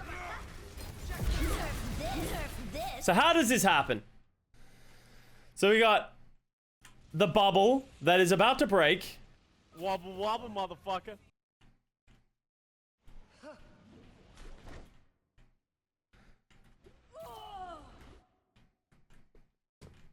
Hanbin's here. Fearless is here. Fielder's there. Oh, Fate with the double boop on the Wrecking Ball. Fate gets a double boop with the Wrecking Ball to kill the Orisa, to kill the Echo Lucio as well. Damn. Woo, there it is. There it is. I didn't realize Fate got a 2K boop. I didn't really know. Because I was very confused on how it killed 5 people, but we never really got a good angle of how it came to be. So the double boot by Fate, and then like Fearless is just too fat as a Winston to hide behind these pillars. Hanbin was remeching, and I think Fielder didn't have his fade. So crazy plays. Was it luck or did they break the bubble? I think they intentionally broke the bubble. Battle. 4, 3, 2, 1. Attackers. How did Shanghai lose this map though? Well, let's find out. Stop the payload. Get through this. Time to raise my APM.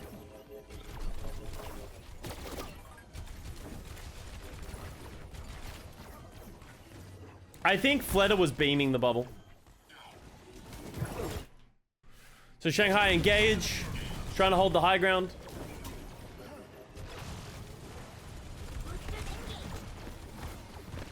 I don't think Shanghai want to fight in this room. Shanghai do not win in this room as much as I think they do. As they think they do. Raise my APM. Because what's going to happen is Fielder's going to get this Coalescence heckin' fast. And they're probably just going to play with that tempo, right? Like, they can probably just go with this Coalescence.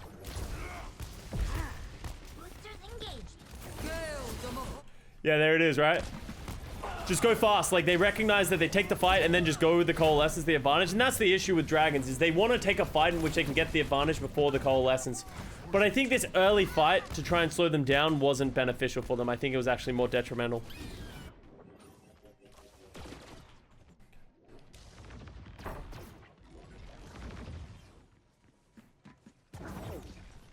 The payload has reached the checkpoint. Mighty MO, thank you very much for the Prime sub.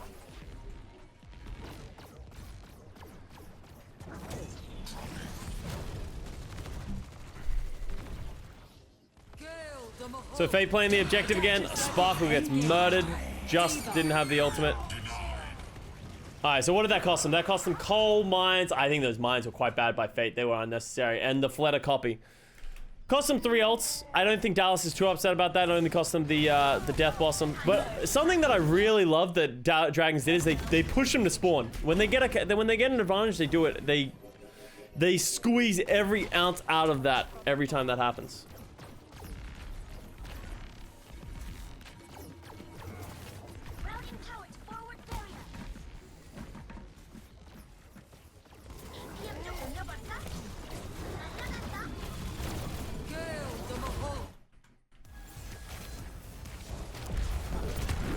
I thought Lee J Gun was getting rushed at by good beat by Lee J Gun. I actually really like that beat. Counter beat by Jexay. Fate is actually just a pest. Legitimately just a pest. He's so annoying. Oh, he fed there. He's dead. Really surprised with how deep Sparkle is hero pool. Honestly, same. I think Sparkle is one of the people that impressed me the most this season. Like, obviously, we knew he was a great Doomfist, a great Genji, but there's a lot of great Doomfist and Genji players that don't have as much flexibility in playing the Echo, playing the Tracer and all that kind of stuff, right? So, playing the legs, I guess. Wait, what? How does Lee J Gun end up off the map?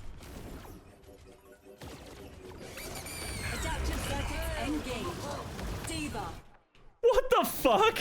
What is this? This is gonna make you feel better. What? Just gets absolutely murdered.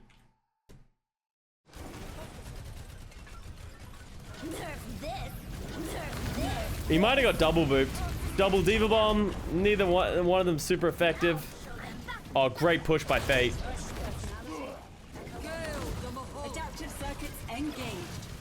Alright, Fielder tries to turn the fight with the Coalescence.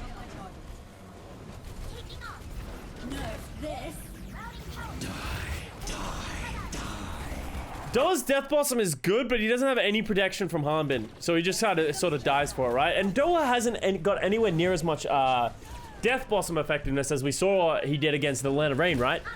So it feels like either Doa's forcing it more, or they're not as in sync, or Dragons are making it way harder for Doa to get value. But once again, as I said, they got their kills all the way back here before. They're all the way at their spawn now, right? Like, so Shanghai Dragons doing it again where they're chasing them all the way, getting every little ounce of ult charge and effectiveness out of a teamfight win.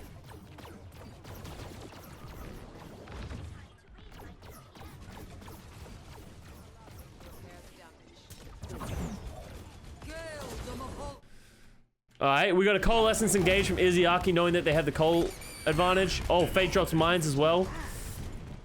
Once again, I'm not really in love with that early engagement. I feel like Dragons sometimes, I praise them a lot for the early engagement. This one feels weird, right? Like, taking it, I don't think you can fight in these stairs because, like, first of all, the mines just don't work in here. And also the Coalescence is going to be hard to get this close. Like, if they were going to go for this engage, I would have much preferred to see it, like, wait for them to get, like, here and then go. Yeah, that one seemed a little bit early.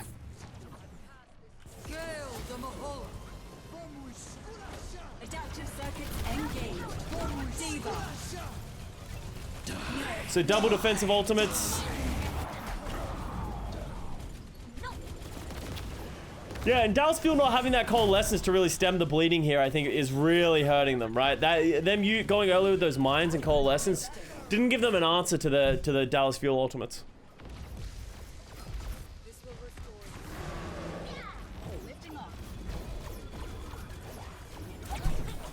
Fleta gets killed.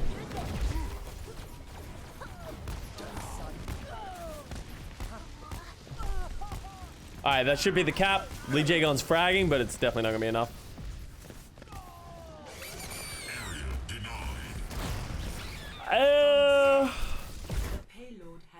I feel like the Dragons fucked up with that copy and those mines. I think those copies and those mines were very poor. Neither of them were very necessary at all.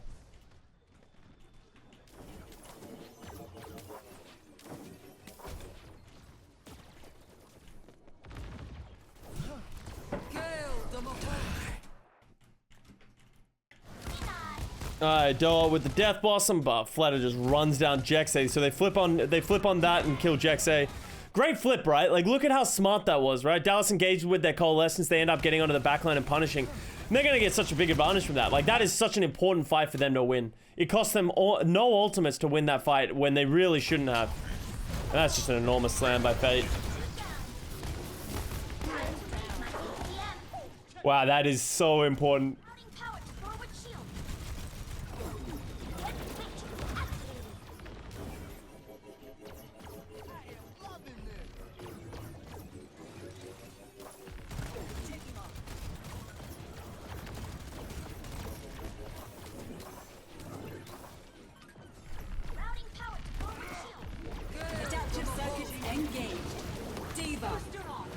Alright, copy, Diva Bomb.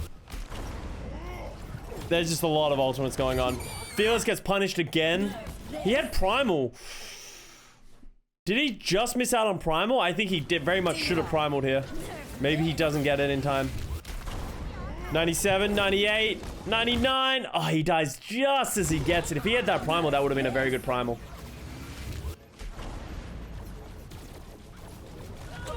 Dallas committed a lot to get there. Oh, Fate goes off the edge. Good boot by Jexay. Oh, Fielder wants that one back. That's the easiest disengage you'll ever have of your life if you're the Dragons. You're already planning on disengaging. That was a mistake by Fielder.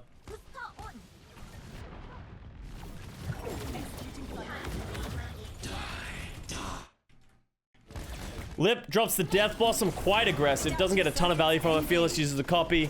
Sorry, the Primal. Beat by Lee Jae-gon. Oh, good slam into Diva Bomb. That completely negates the beat.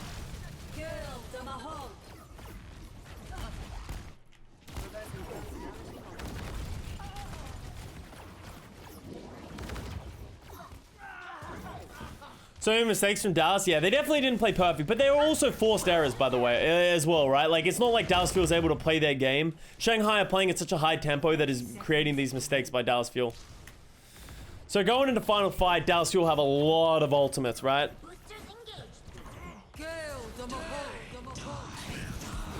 One second. Oh. So once again, Fate is just being incredibly annoying on the cart, just really slowing everything down. So that ultimate by Fielder doesn't get any value because of that. One second.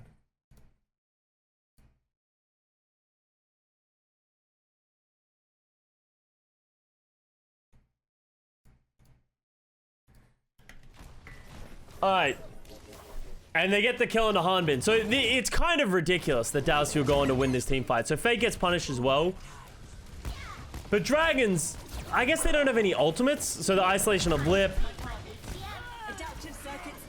And that copy by Sparkle is very clutch, because if he doesn't have that copy, he probably dies and they don't have enough damage.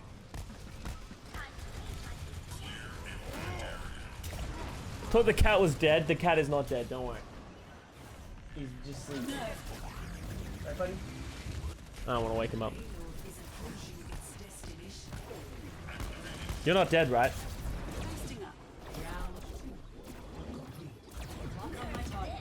Nah, he's breathing. Oh, no, wait, what the fuck? Sorry, I thought...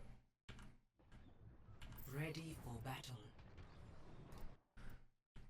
5, 4, I actually kind of clutched that. 2, 1. Chat, you scared him, yeah. Oh, he's fine. Right? Stop the payload. I don't know why he's sitting like that. That doesn't look comfortable at all.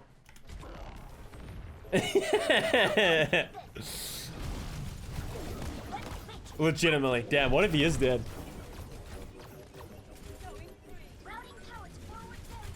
This better is so boring. Custa forgets to pay attention. Yeah, I really do hate it. I'm definitely not reviewing any more games after this match.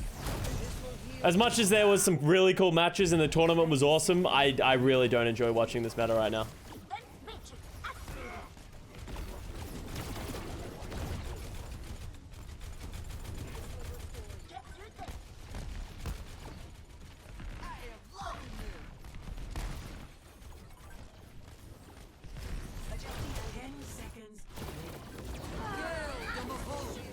Alright, great. Like, as much as Dallas gets, Shanghai gets all these punishes, this coalescence is a problem. Great stall by Fate to slow that down, though. So Shanghai should get a re-engage with the coalescence. Galej, thank you very much for 3 months. The brain is really weird, huh? Someone else can just induce anxiety by saying some random nonsense. Legitimately true.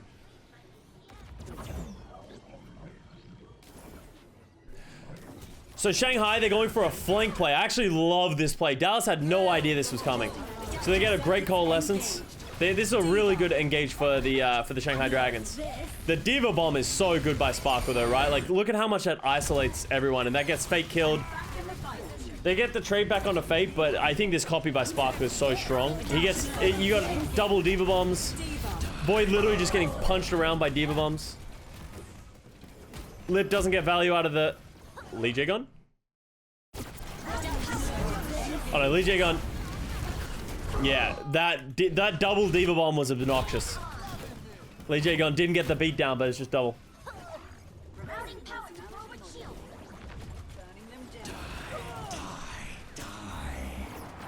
Woo! The payload has reached the checkpoint. No, Gray, I like living, so I like to breathe. But that might just be a you thing. Okay, so Dallas Fuel, like, Shanghai used every ultimate in that fight. So they're in a really bad spot, right? So Dallas had the beat, they had the primal, they're getting close to a coalescence. They should have an advantage in this fight.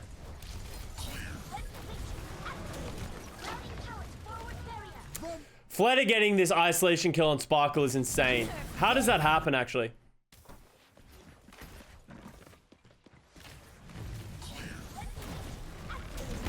Oh, he gets caught by Lee J Gun and Fleta. Great kill by them.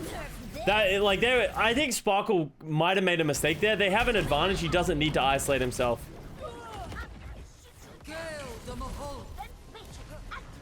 Oh, I fucking hate design shit like this. I really hate design stuff like this. Where 90% of the time, 99% of the time, people land on the boat, right? But this, like, 1% unique moment, Doha gets pushed into the corner of the water and dies. If he doesn't die there, Dallas win this fight. 100% Dallas win this fight if he doesn't get booped there, I think. But no.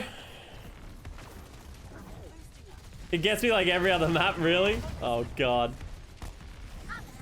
Perfectly calculated. Exactly how they drew it up.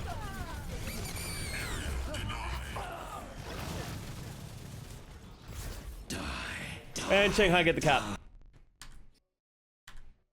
Dallas do win this map? Yeah, but what if they didn't?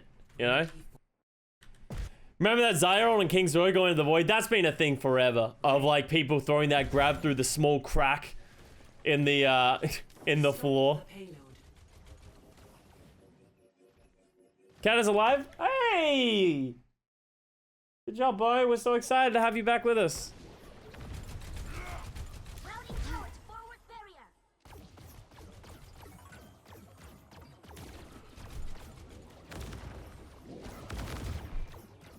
Alright, what do we got here?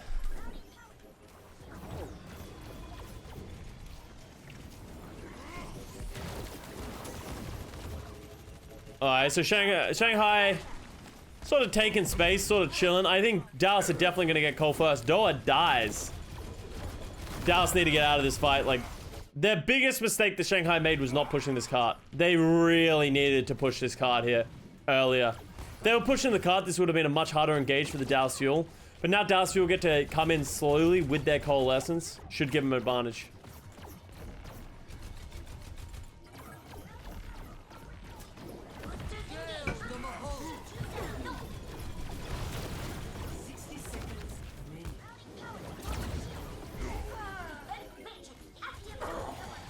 They get both DPS, they have the advantage. That's just a coal difference right there. Like, coalescence just gives them so much damage and sustain.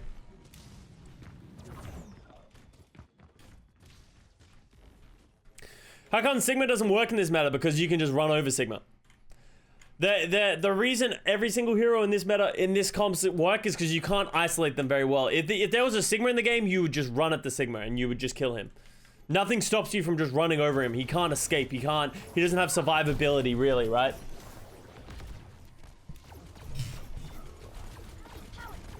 And I want to highlight how smart this is right here by the Dallas Fuel. Look at this. Dallas Fuel recognize that they're going in here. Instead of giving Shanghai Dragons the advantage and letting them go up here and take this spot, they go early. And look at how disconnected and how not ready the Dragons are for it. Lee Jae-gon's beat misses the backline in Lip Void and Izayaki. Only hits the people around him. And negates a lot of that kind of stuff. The Diva Bomb destroys all the mines. The Coalescence doesn't get a ton of value because they were playing defensive. So all of a sudden, all the ultimate advantage that the Shanghai Dragons have doesn't exist anymore, right? The copy by Sparkle gets a ton of value. He gets a second Diva... Oh, wait, that's Harbin's Diva Bomb. As soon as Izayaki goes down, they're scrambling, right? Shanghai Dragons have to go aggressive, but the mirrored beat with the Death Blossom, just too much. And Dallas Fuel get the win on this one. So that was just that was a great heads-up play by Dallas Fuel. You can't ask for anything better. That is what makes Dallas Fuel and Shanghai Dragons, because the Dragons do the same thing, better than the rest of these teams. Because they're willing to be proactive when they need to be. When they need to go aggressive, when they understand they're at a disadvantage, they go forward. And that is like things that we sort of slam a lot of these lower end teams for, is that they're so scared of making a mistake that they don't go for the plays. They don't play aggressive. They don't play proactively. They play reactively. So they just get run over. And that's how they end up in these situations where they never get an advantage in any match ever. So they don't have an advantage in players, but they don't have an advantage in strategy, and they don't have an advantage on tempo. Of course they're not going to cap points, and of course they're not going to win maps and rounds. So that is the difference that, you know, a lot of these top teams have, and that is why experience is so key in moments like these. It's like facing a grizzly bear and running away, exactly, right? It's a great analogy, right? You have to counter aggress at the grizzly bear. You have to make it intimidated and scared of you, because if you run, it's gonna fucking catch you and it's gonna kill you eventually, right? So great analogy. Busan! Fight bears. Okay. Not what I said. If there is a bear, Wobble wobble, motherfucker. don't fight the bear. Woodsy, thank you for the 2 months resub. Doesn't apply to polar bears, yeah.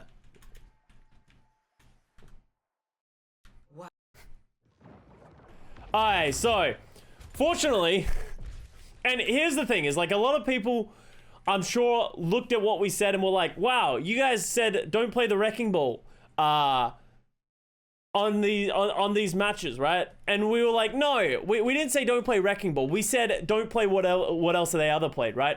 Let's go back and look at the adaptation that we see from these teams, from Shanghai Dragons, between the matches. Let's go... some reason. No.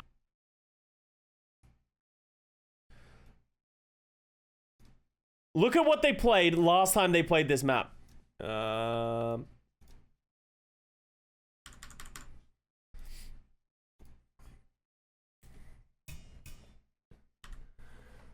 Look at what they used to play, right?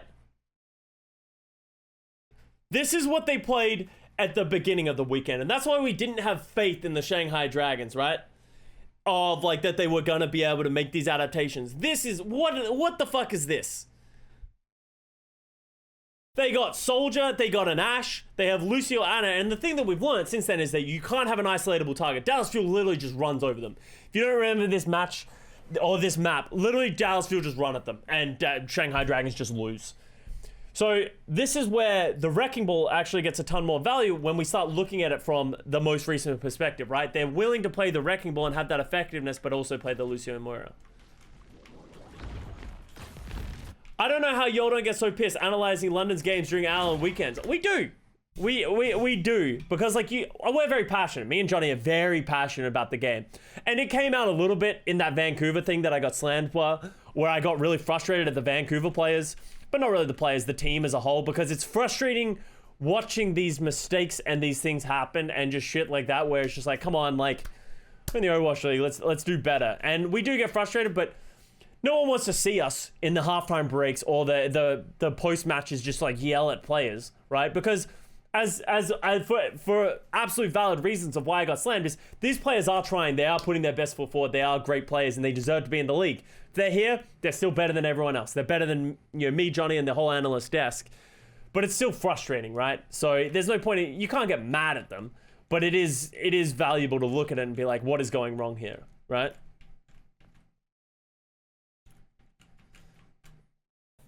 And that's it. So when you see these frustrating things happen, you just need to just chill, right? And it's for the same reason, like you can be upset about something without yelling, right? And that's sort of what we have to do. You can be upset about something, and it's the same thing of like people who are like flaming players and like messaging players saying that you're shit. Why do you suck? This is obvious. All that kind of stuff. It's like it's easier to just be upset in your own bubble and just deal with that.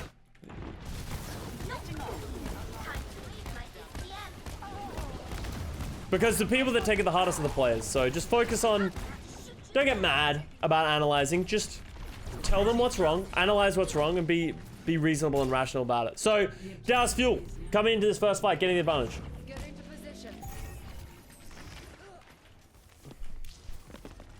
Boosting up. Isn't playing aggressive what Neptuno tried to do and then just full fed? There is a difference between playing aggressively and playing proactively. And I think that's the big difference that a lot of people have, right? Like, the same thing happens with Lee Jae-gon. Lee Jae-gon plays proactively sometimes and plays too aggressive other times, right? Like, there's a massive difference between those two things. You can't just play blindly aggressive and run at the opposition and then hope it works. It needs to be tempered and it needs to be smart and it needs to make sense, right? So would Bumper be aggressive or proactive? Bumper was aggressive, but it was a situation in which the team played proactively around that aggression, right? And that is why the argument always comes up of, would Bumper have functioned on any other team that wasn't the Vancouver Titans? And I honestly think the answer is no. I really don't think any team could have pulled that shit off. But it worked for them. So if it works, then that's good.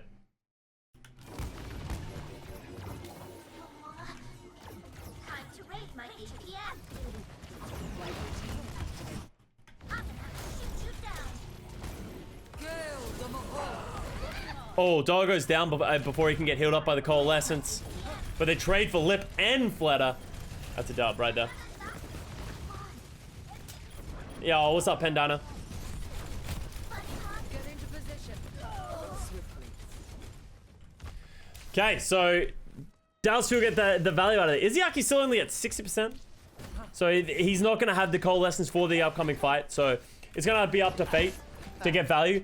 And I'm actually really surprised that this is one of the things I'll talk about where Wrecking Ball is generally not as good on control maps, I think, because it's harder for the Wrecking Ball to move around, but Busan is actually a very good map for that. So I think it's very fortunate that Dragons have that map pick, because let's say we went on to Nepal, right?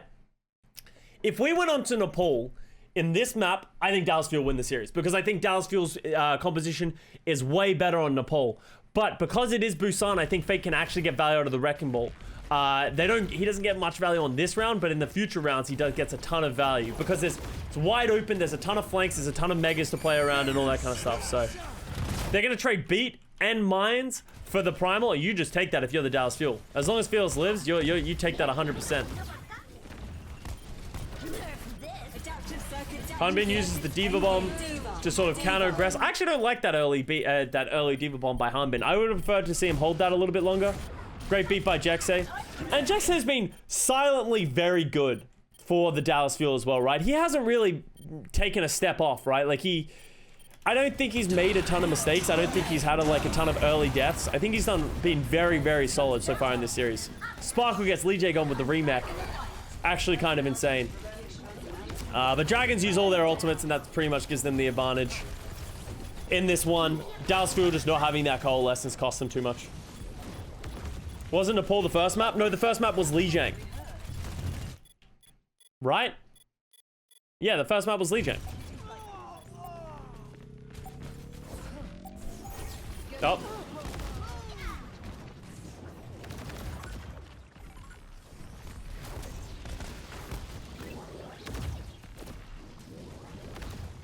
Okay.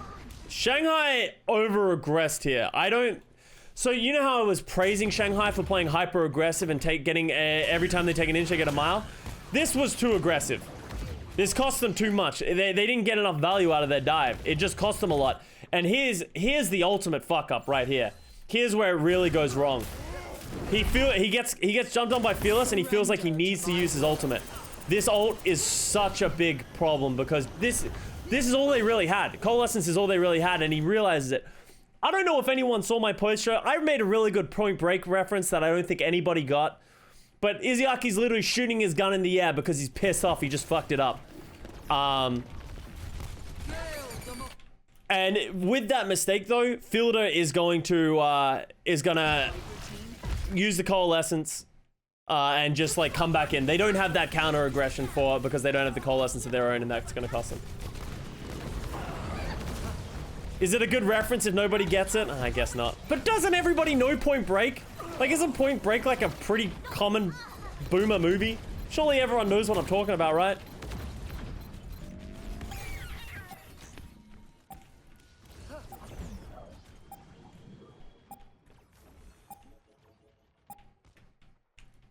It's not that well known.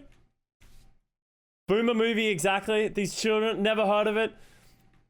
Is it a Bruce Willis movie? Somebody ban that person. No, it's not a Bruce Willis movie. It's Keanu Reeves. Wait, is it Keanu? It's Keanu Reeves, right? Yeah, it's Keanu Reeves. They're kind of the same thing. But I'm not going to pretend to be happy about that. Never watched and I got the reference, yeah. You know when he's supposed to shoot the guy and he shoots his gun in the air? Ah, that was Izzyaki. I can just imagine Izzyaki. Shiba! As he like shoots his like fucking coalescence into the air. He's just upset that he done fucked it up. Adaptive circuits engaged.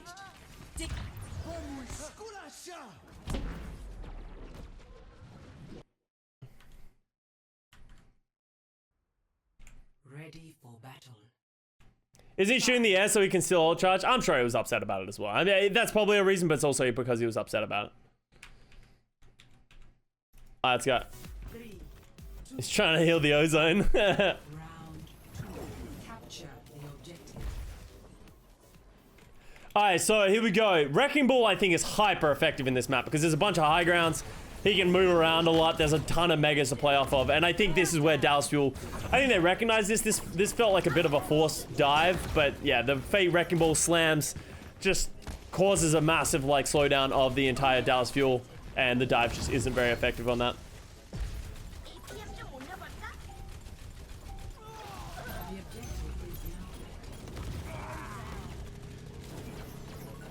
What other movie is Point Break referenced in? It's referenced in Hot Fuzz. Maybe that's how I tell the Zoomers what it is. Just tell them to watch Hot Fuzz. Because Hot Fuzz makes a reference of Point Break. So you can reference my reference of the reference, right?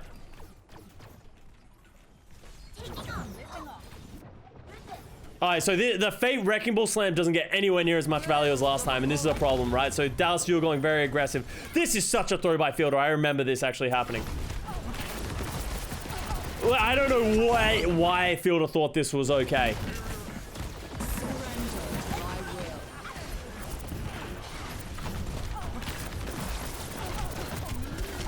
God damn it. Zoomers haven't watched Hot Fuzz. Is Hot Fuzz too old for Zoomers as well? Fuck, I'm old.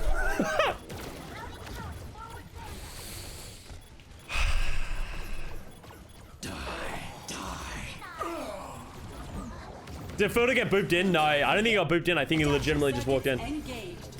Diva. Alright, so Dallas Fuel committing every single ultimate that they have to try and control this. As soon as Izayaki gets his coalescence, this is a problem though, right? Sparky uses the Diva Bomb, the copy late as well. This was a big mistake by Dallas Fuel in my opinion. I think they used too many ults. Fuel going aggressive, and then they committed ults to try and catch back up. And I think Fuel continuously do this from this map onwards, where they try and stem the bleeding by using ults continuously, right? And it just, what happens is they go on to lose the fight, but don't have any ults to show for it at the end. So therefore, Dragons just keep getting advantages, right? My will made real.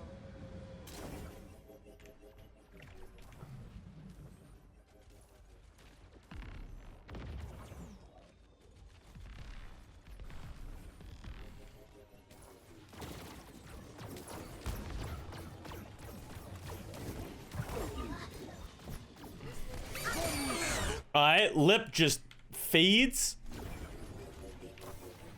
How does this happen? Lip just...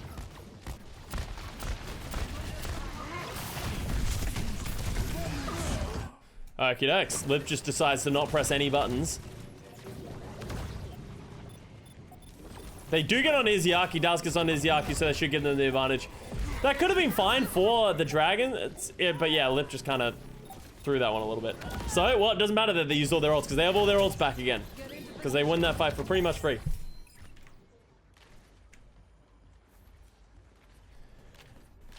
Oh! Stretchy.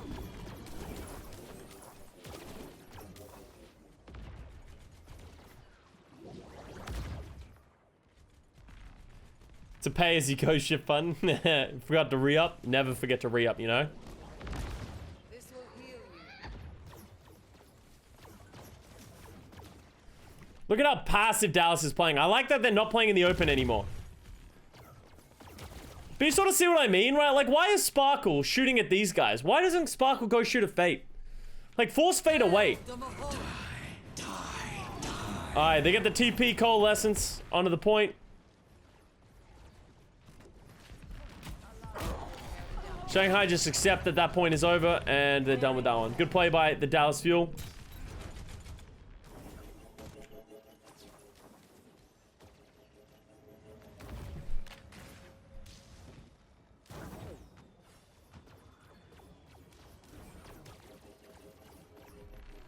Alright. They do the ignore. Yeah, like, I feel like they're giving Fate way too much value by just ignoring him and letting him set up for free like this, right?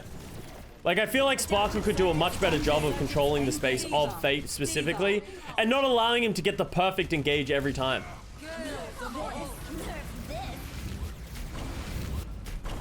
Okay. We are all over the place. There's just There's just so many ults going off. Yeah, Shanghai just have too many ults. They literally just... Was that 6 ults? I think that was 6 ults by Shanghai Dragons. Just too many. Like, they literally just kept throwing ults and just forced Dallas all over the place.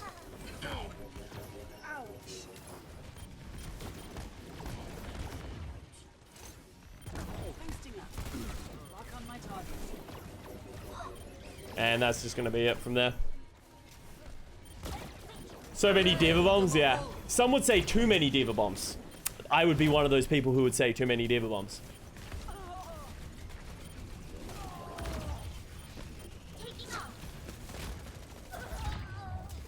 Alright, Shanghai gets the win. Let's go, last round.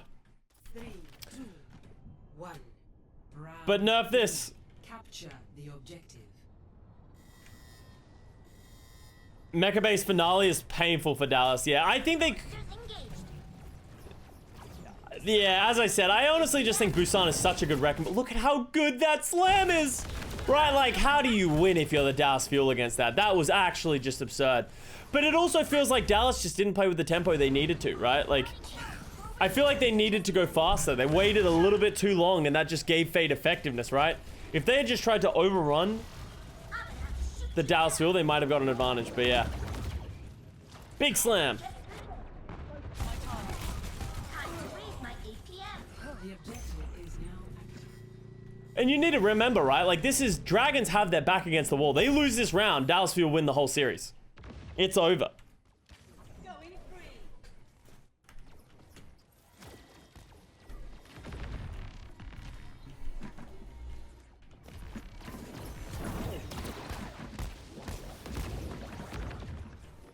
Okay.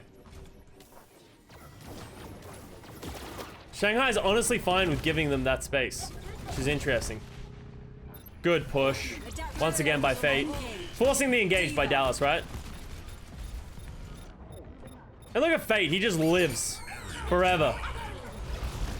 Yeah, and they're just like, they can't punish Fate. Fate's literally just doing whatever he wants. I don't know why Izayaki didn't use his Coalescence. This feels greedy by Izayaki to not use his Coalescence.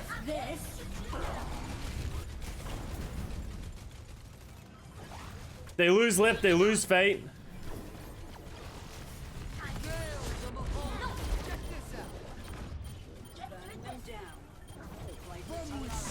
Good beat by Jexay. That sort of puts a nail in the coffin of this. Oh, I don't like that beat by Lee Jae-gon.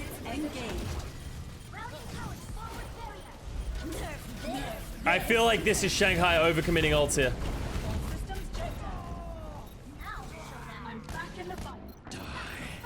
Oh! God, this is so back and forth. That Coalescence is a problem. Yeah, okay.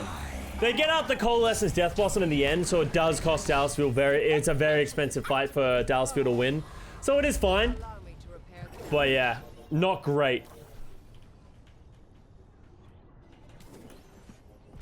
Honestly, actually, I was probably really good for Dragons because look at their ult percentage compared to this the Dallas Fuel, right?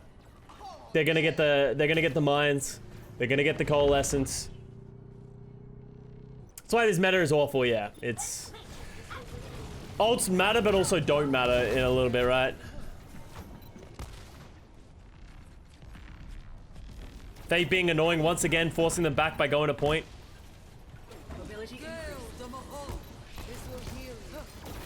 Gets out Fielders Fade very early. Mines Coalescence. This should be a point cap for them. Yeah, Harmon dies just to try and hold the point. Oh, the slam is so big by Fade as well. He's just giving so much space, and Dragons get the cap instantly as well. So Dragons, Dallas didn't even get a whole lot of percentage from that. So as much as they're going to have ult advantage coming into this fight, like, they didn't get much from that. Nice percentage.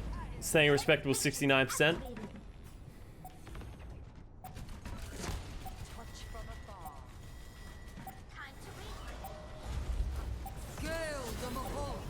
Good Coalescence. Lip gets punished for that pretty badly. Dallas need to close out this fight though. They need to close this fight out sooner rather than later. Oh, Jexay's dead. Void died for a great beat by Lee Jae-gon. If Izayaki can get to this Coalescence, they're in a good spot without anyone else dying. Oh, Flatter died. Alright, I think you give this one up. That was very close though, right? Like, if Izayaki gets that Coalescence and Doa doesn't get as much value from that Death Blossom, I think this is a very good fight for Shanghai.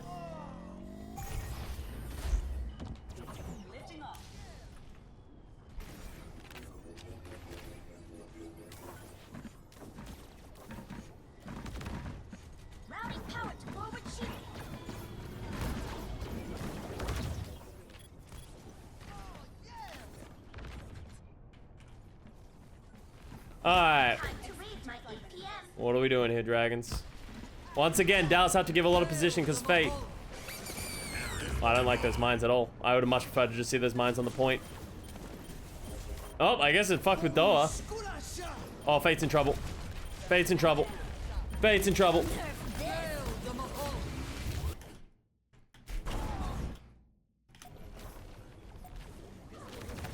Alright. Dallas Fuel used everything for that though, and that is the thing, is like, they got that fight win, but they used Beat, they used Cold, they used Diva Bomb, they used Primal, and that's the issue, right? Is Dragons didn't use anything. So all Shanghai has to do is push. And here's what I wish Dallas did. I wish Dallas went for this. I remember seeing this and I was like, I really hope they go for it. I think they should have. I think they need to recognize that they don't have ultimates and they should have run this down. Forward shield. By disengaging and going to the point, they're giving Shanghai a win condition. Adaptive circuits engaged. And look at how yeah, I just think they didn't take their advantage of having the point enough, right? They ended up in an even fight where they don't have the ult. Lib comes out, uses the Death Blossom. Fleta gets the Diva copy. And just that. I think Dallas got caught a little nervous, I think, on that one. Adjusting angle of attack. This will restore focus with me. You hate to see it. You hate to see it. But hey, now we go onwards. On to Eichenwald, map 6. Ready for battle. 1. Attackers in. Alright, Lucio Moira. And here's where it starts getting real funky for the Dallas Fuel, right? It is 3-2 to Dallas right now. Dallas have been... the tides are shifting, right? You can feel the momentum changing in this matchup right now. Routing power to forward shield.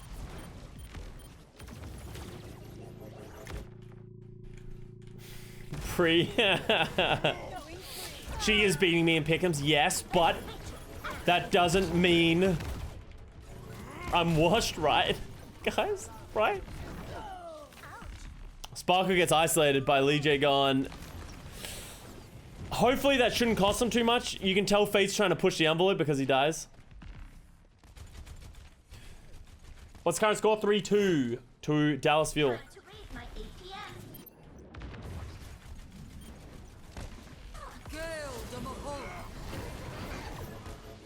Alright, the Cole, ring around the Rosie. Lee Jae gone, just keep running.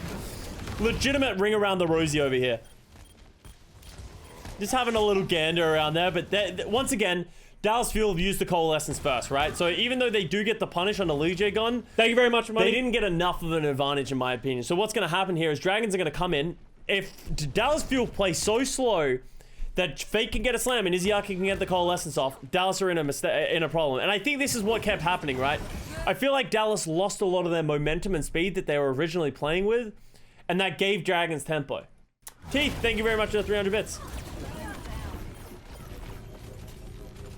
So Sparkle gets punished again, and that goes back to what I was saying is I think Dragons realize they can isolate Sparkle a lot. Sparkle plays off-angling a lot, and he can't get healed by his Lucio Moira, so it feels like they've done a great job of isolating him. So Sparkle goes down.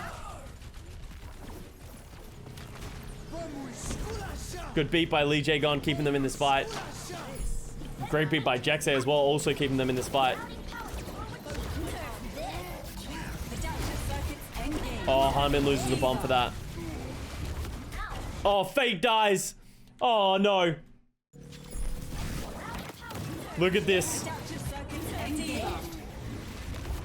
Oh, it's tragic. He was just over the tank.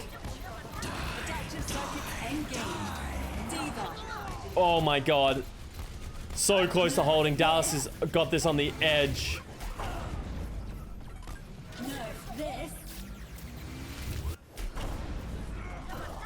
Oh, don't get 3 mech killed. Fuck you, game. Get it out of the game.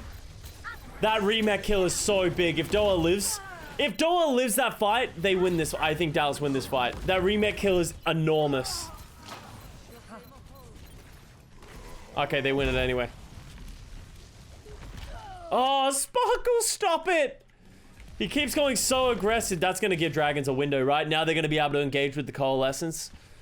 That's another over-aggression by Sparkle. He keeps giving them windows into these fights. Matrix activated. I don't know what's going on, but Sparkle's getting punished way more. Thank you very much for money. Why are Sparkle's Diva Bombs so bad? I haven't really noticed them being bad. I haven't really noticed them being good, though, either. They generally just throw them in the air and put them in the middle, right?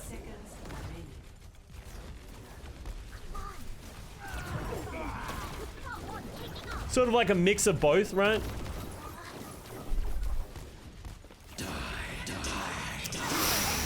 Doa lives to tell the tale. Good beat by Jexay. They're not getting the... Oh, that's a great slam. That bomb should do good. Oh, Fake gets hit by the bomb again. Adaptive circuits engaged. Diva. Seconds remaining.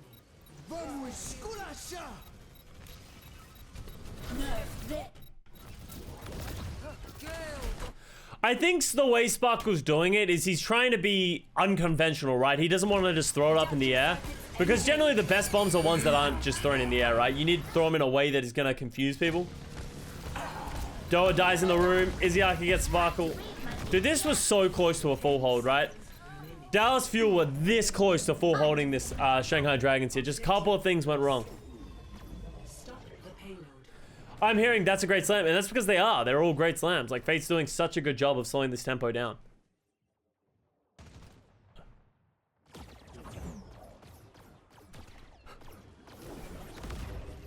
I like the reference, Cat.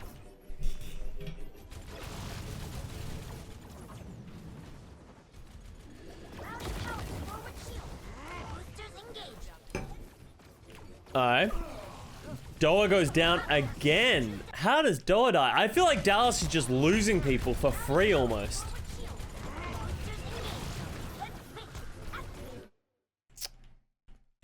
Yeah, that seems weird by Doa. Oh, another great slam. Fate is just getting so much value.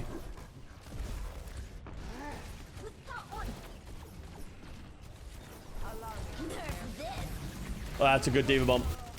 The slam into the Diva Bomb. And this feels like, you're just feeling this. I feel like Dallas is about to over-ult to try and hold this fight. They're going to get ults in a losing fight and they're going to try and use them. Oh, it looks like that's not going to happen. Alright.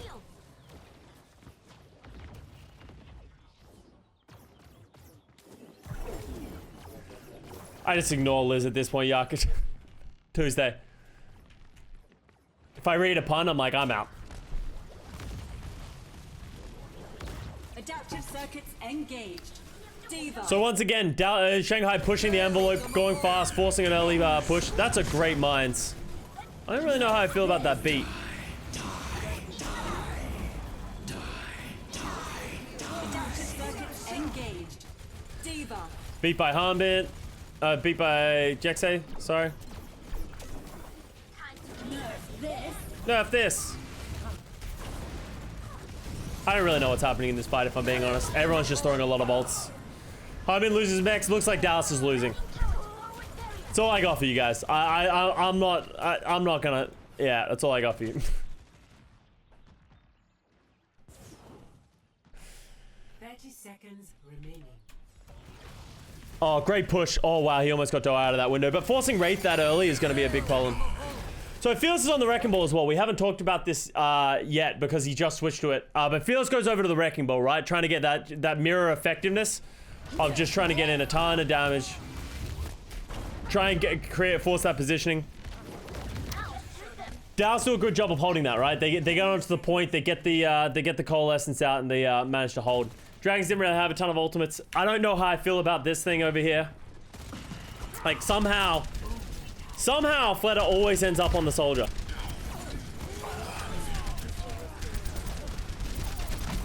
The mines are just so big here, though.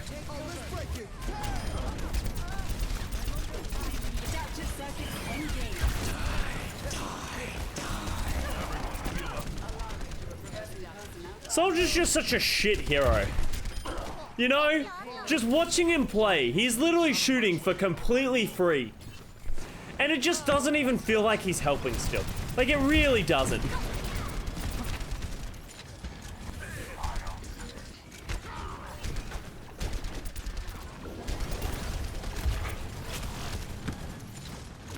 Yeah, he just wanted to make it back to the fight. Like, I don't hate the soldier pick, right? He just did it so he could get there fast.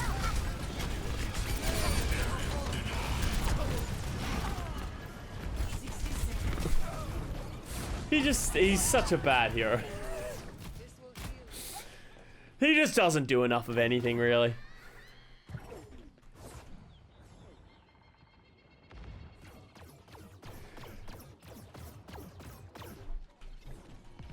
Fleta dreaming of moving a card, yeah. Just playing old school guns.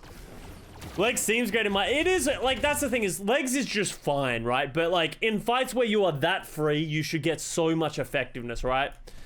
But he just, like, he just sort of picks at people, right? So it doesn't... 30 seconds remaining. Doesn't really change a whole lot. Just feels like he's tickling everyone really badly. Time to read my APM. Coalescence engage, Diva Bomb engage. That's a great engage by the Dragons.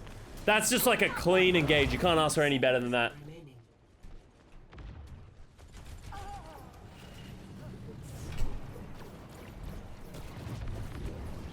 Overtime. Defense matrix activated.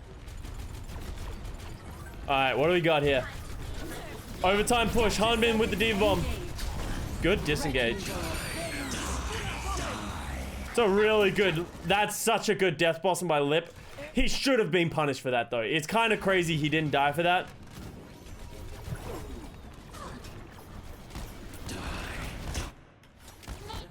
Doa goes aggressive with his own death blossom and gets punished for it. And that can't be understated how big that is, right? Oh, the beat is enormous. Keeping them alive. That timing of that beat by Lee Jae-gon was insane. If that beat doesn't go down, I think probably 1 or 2 people from the Shanghai Dragons die.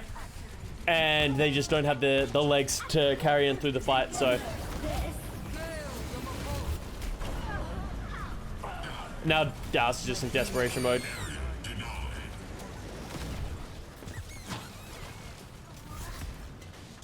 Need more legs? That is not what I meant when I said it didn't have the legs.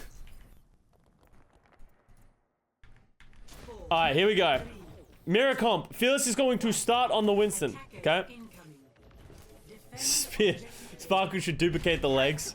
The solution to the legs is the legs.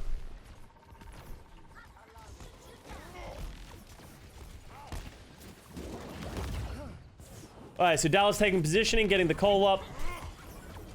In comes Fate, pushing people back. Look at the slam. Just slowing this fight down for them. Oh, Fate's taking way too much damage here, though. I love the aggression. That was so smart by Dallas.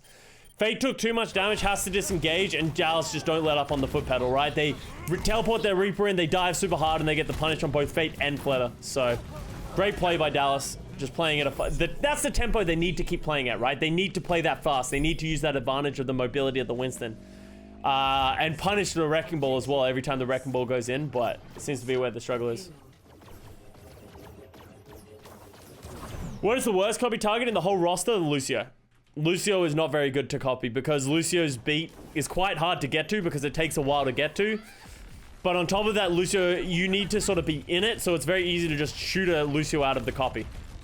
So. Time to read my APM. Coalescence just isolating Fleta. It feels like Dallas have come into this round talking about, like, we can isolate Fleta way more. Because it feels like Shanghai's been isolating Sparkle, but they haven't done the same on to Fleta. These mines are really good.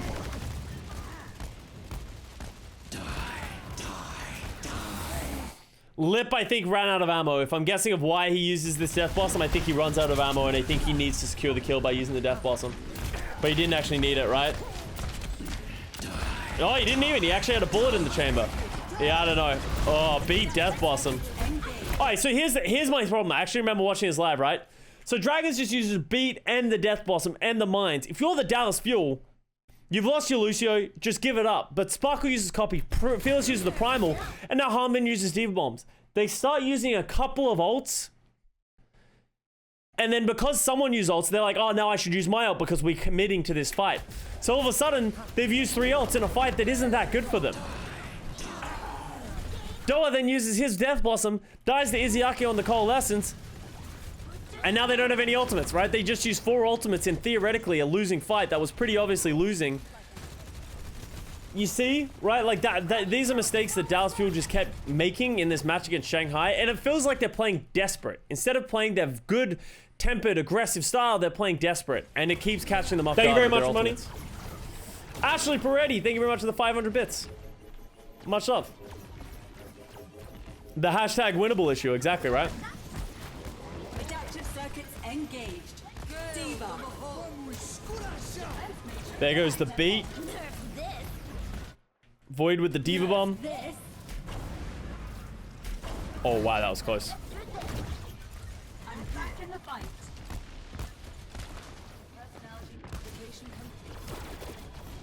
This is just... Look how much value Fate is getting with these slams.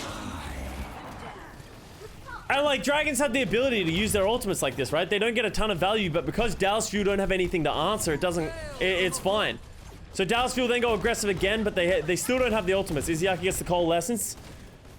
Dragons... Dallas did a good job of disengaging from all of those ults, though, right? So Dragons commit a lot of their ultimates. They're now in trouble, right? They don't have the ultimates. Felix gets a great primal onto Lee J gun. And this should be a pretty easy Dallas Fuel win once they get their ultimates going.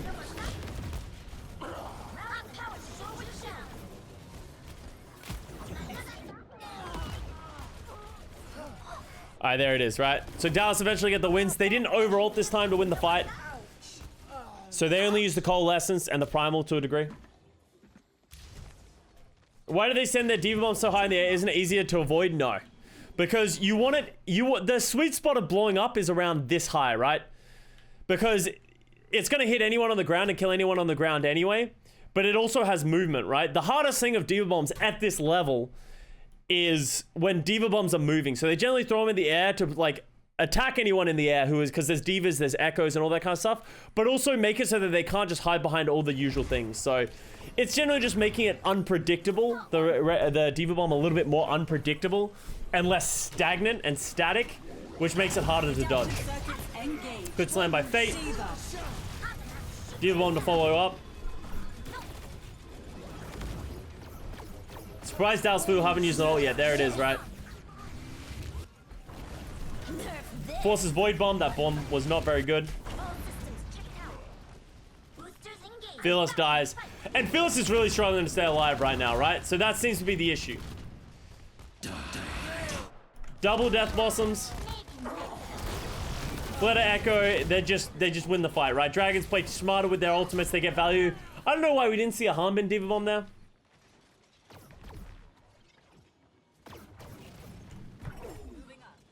But we didn't. But they keep their Coalescence, they keep their Diva Bomb, they should be able to come into this fight. But we're going to see... Fate should be able to slow this engage down with his mines and stuff.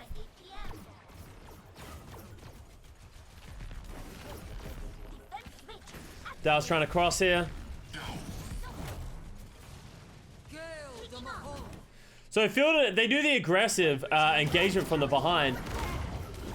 Does catch the Dragons a little flat-footed, and that's really good play. But the mines coming from Fate does a good job of slowing everything down. But look, I don't know what's happening. We're playing Tiny Overwatch in this room. Felix gets Primal. Lee J Gun gets a beat down. That's a big problem for Dallas Fuel, right? That beat is just going to give so much sustainability to the Dragons. And now, all of a sudden, the Fuel just don't have enough damage. And that's the problem that they're having. And I think Fearless is frustrated at this point, right? That he can't get anything done. And that is what is the resulting of this. And I think this is the moment I think everyone was like, I think Fuel is going to lose. Is as soon as Fearless switches to this hog, you're like, oh no. Oh no, no, no. I asked for hog. I did in this meta, but no. The hog is... It's like, what we're doing isn't working. We need to try something new, and that is what this hog is, but... It's just not going to win you the game. It really isn't. It's not going to be strong enough to get you enough value, right? And as much as people are going to be like, oh, they won this fight, right? He's not really doing a lot here, right? He gets the hook on the Lucio. He does cancel the Coalescence later, but Dallas Fuel were already winning this fight, regardless of these things happening, right?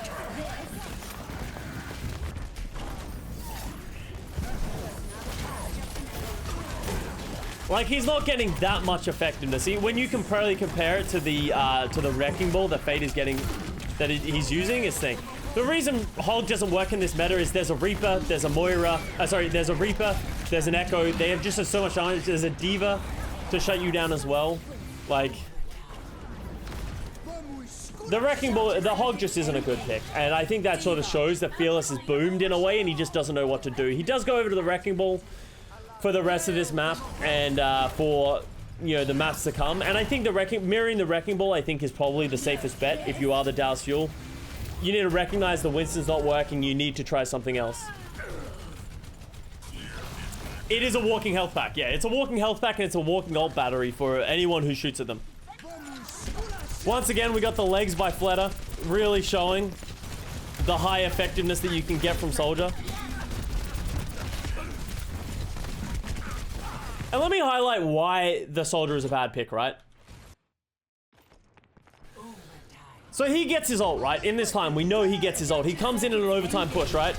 The reason Soldier is not very good is he doesn't do enough damage, right? You really, in a game like Overwatch these days with how much healing exists, you need to do a lot of burst damage, right? He's actually got a couple of good picks here. But like, a McCree would be better, an Ashe would be better. You can do more damage. Obviously, he used it for the mobility.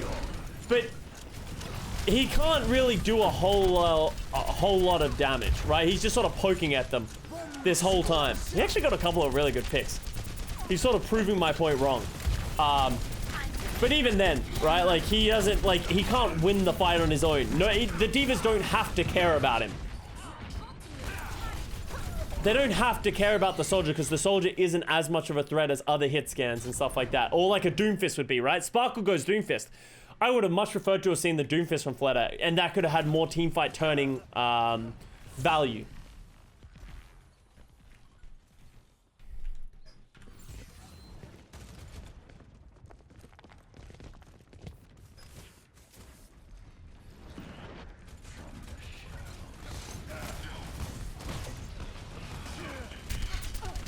Yeah, this was the worst time to make the point, exactly, right?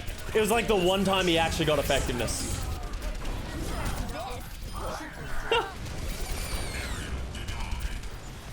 Okay. I feel like some of you might be looking at this and getting the wrong idea, okay?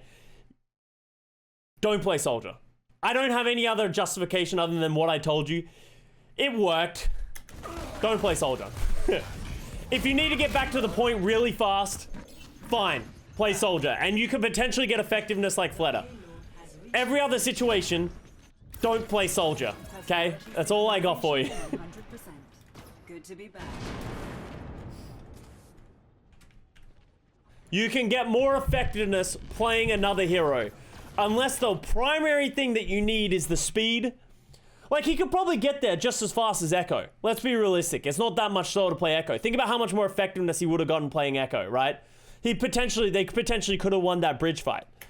So there's no reason to play Soldier. What if I want to troll? If you want to troll, go the legs. Yo, I'm all for a locking the legs troll. I love it.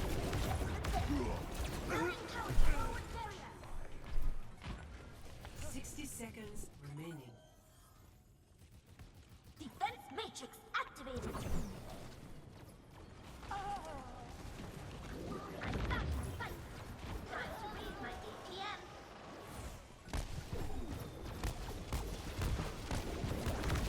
This will heal you. Yeah, and that's it. Soldier's only being played because it's Tracer, right? Like, Tracer is just a better soldier in almost every aspect, so. That is the only reason you're really seeing the legs. Doesn't lip switch your Bastion last second, but that's pretty common on these kind of points. You switch to the Bastion, and then they just don't have an answer to what you're doing. So Shanghai are going very aggressive. Some would say too aggressive. I would definitely say too aggressive.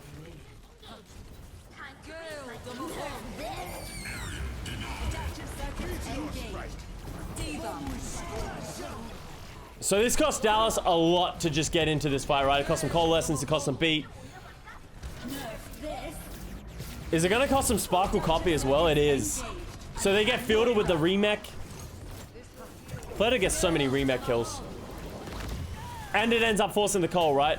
So, or the Copy, right? So, as much as this fight was bad for Dragons because they lost it and they did commit ults, the best thing that they did was they forced so many ults out of Dallas Fuel. So Dallas Fuel uses that many ults, costs them a lot, so therefore when they come in for this last fight in the re-engage, they don't have the ultimates to counter this. So Fade is going to have the mines, Lip's going to have the Death Blossom. This is going to be really hard for Dallas Fuel to get this win.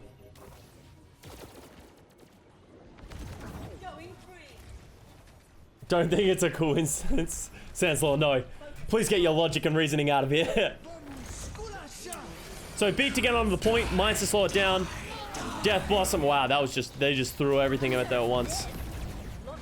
Fearless is just taking too much damage. And I think this is where Fearless is real. Oh, okay, Sparkle just punches the shit out of Lip. Almost gets Lee J gone. Sparkle is trying his darndest, but they just don't have enough sustain. They just don't have enough damage. Fielder gets it, that Coalescence just a little too late. Oh, Fielder dies to that. Fielder really needed to not die to that as well.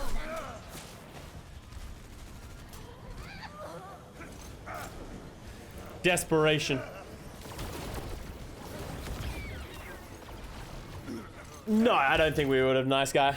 I don't think Fate I don't think Pine solves this problem. I don't know, like, I can't tell you what, like, we have no idea the effect that Pine is going to have on the Dallas Fuel or the team and the way that they play. So I think it's really hard to justify and speculate on the effectiveness of Pine, of like, would they have won with Pine?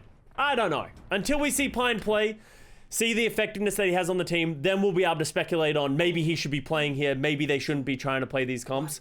But until that situation comes, we can't really. It's just like sort of yelling at a brick wall, right? Welcome home. Thank you. So, Dallas, coming out with a close hold. I feel like they gave Shanghai way too much positioning here. I really don't like what what Dallas did here. Wobble, wobble, motherfucker. Beep, beep. I'm a Jeep. Thank you for the 2 months. I appreciate it. Yeah, so the reason McCree isn't played in this meta is because he's just too easily of a target to dive, right? So if you play something like a hit scan or anything like that, it just gets run over. That's why you don't see any of those like stagnant like heroes play. That's why Brig isn't played. That's why Anna isn't played. That's why McCree isn't played, because they're too isolatable by the rest of the team and they just get run over. That's why every single hero here is hard to replace, because not many other heroes have this amount of survivability and self-protection like you see in your Reapers, your Echoes, your Divas, your Lucios, your Moiras, all those kind of things. So the most important thing to note here in this map 7 is Fearless is playing the Wrecking Ball. Fearless gives up on playing the Winston and decides to play the Wrecking Ball in the mirror on Junkertown. Doesn't work very well for him so far, and we talked about it, and Fearless's Wrecking Ball is fine. I just don't think it's at the same pedigree as Dragons. I like the decision by Dallas Fuel to play the Wrecking Ball. I think they needed to do something different, and I also think Winston doesn't get anywhere near as much value on this map as a Wrecking Ball does. It's too open. It's too much high ground. All these kind of things. I feel like Winston just really struggles to close that distance and then not get punished. So I actually don't mind the Wrecking Ball, and I'd be curious to know if Fearless would have continued to play Winston on maps like Rialto, right? If we were in map 7 of Rialto, would he have played the Wrecking Ball still? Or would he have stuck with the Winston because it is a better map for Winston?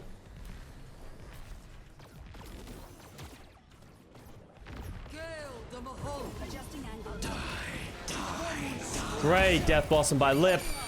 Partnered with the beat, there's just nothing that Dallas Fuel can do. So that cost them beat and Coalescence though. That cost them double support ults to just sort of get into that fight. And they tried to commit onto it late. So Dragons will get the positioning in this point.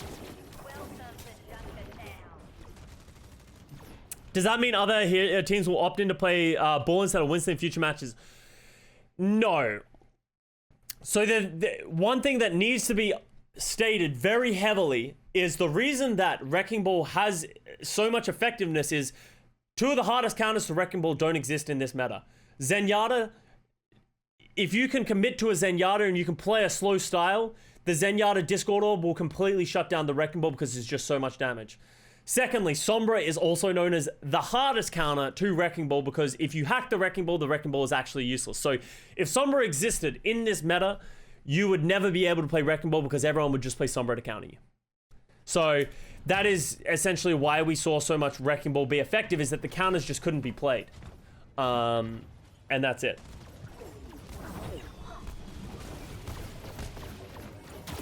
Yeah, and Traces are also very good at dealing with Ball. They can apply a lot of pressure. Mirror of the Copy. Frosty Feast, thank you for the Prime Gaming sub. Nerf this. Nerf this.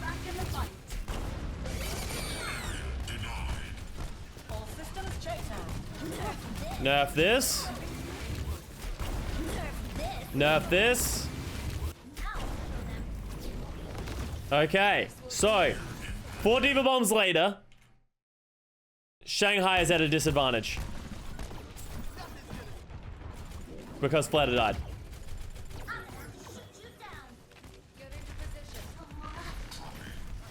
Good engage by Fate, good counter engage by Fearless. Oh yeah, Izayaki was just later. Great at recognition by the Dallas field to try and isolate Izayaki. He used it too late. And Dallas get the hold. And this is a really important hold to get as well. This is one of the most defensible points on Junkertown. Because you just have high ground. You just have so much positioning and it's very hard for the offensive team to route around you.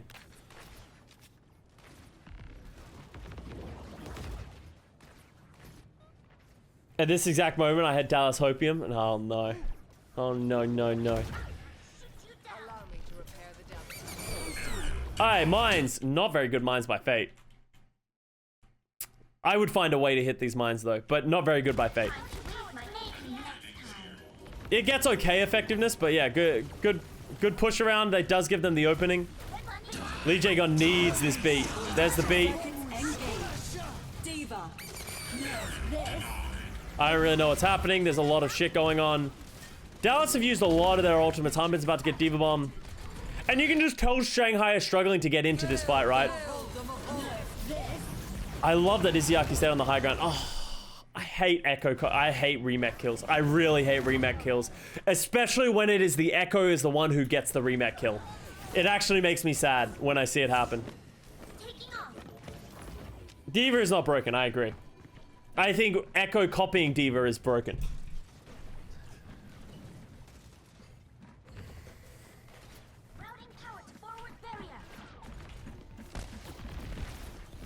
It's almost always the Echo, yeah. The reason is because baby divas don't, like, actual baby divas don't go for these remech kills because it's too risky to die. Especially if you throw a Diva Bomb, you don't want to go that close because it's just too easy to be killed. Echo has nothing to lose when she's in baby diva form. So she's just gonna go for it, right? Like, worst case scenario, she gets knocked out of copy form and then she flies away. Nerf this. Nerf this. Oh, Jexay kind of fucked that up. He should have gone into the window. He should not have gone to the point there. Gets himself isolated.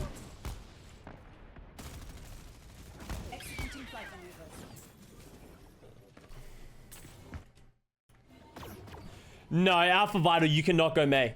Talking of heroes that can get isolated, Mei is one of them. Mei does not get effective in Mei does not get value in this meta. If you think about it, right? What does Mei do for your team? Walls don't get value. For the most part, it's very hard to get isolation. You have to play very aggressive to freeze people. Your icicles are going to be not really do a ton of work. Your ultimates can easily be negated by Diva, and even if you do throw that ultimate down, everyone can get out of your ultimate. Echo, Reaper, Wrecking Ball, or Winston, Diva, Lucio, and Moira can all get out of your ultimate. You don't get all of the value that you get from a Mei. Doesn't work against the individual heroes. Theoretically, with how grouped up everyone is, it should work, but it doesn't because it's so hard to get value out of the kit from Mei. So there are people, like, people have tried to play the Mei in these dives before, and you can see it in Mei Melee. I think Shock were trying to do it with the speed. They were trying to play like the Ryan comp when teams were playing the Winston, and it's just so hard to see them get value out of a Mei wall or a Mei ultimate. And if you're not getting value out of either of those things, then you're not really playing Mei. You're not getting value out of the Mei.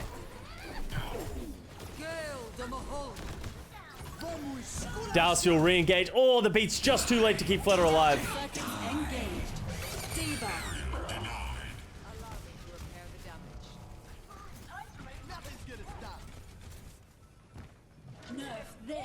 Nerf this. I actually love this Diva Bomb. It almost caught Izayaki. It was so close to catching Izayaki. I remember seeing that live. It was such a cute little thing. Thank you for the answer. No worries. Thank you for the question. Once again, Fate is a rat. Dude, he's just living. He's forcing the entire team. I love the adaptation by Dallas, though. Fearless is just like, oh, you want to run? Oh, I'll show you. And just fucking with Fate the whole time. And, like, sort of solving that problem that they've been having this whole series of just Fate just being annoying. Right, and he's gonna do it again, and here comes Fearless. Oh, interesting. Izayaki goes that far. 30 seconds. Lee J Gon just isolated on the card. I don't know what Lee J Gon was doing there. Great death bossing by Doa. Nerf this. Nerf this. Adapt I think dragons just have too many ults. This is another one of those cases that dragons just have too many ults. 10 seconds. this. I love this. I remember seeing this live as well. 10 seconds. Oh shit. I love that you see him start backing away like, ah, fuck. A new challenger enters.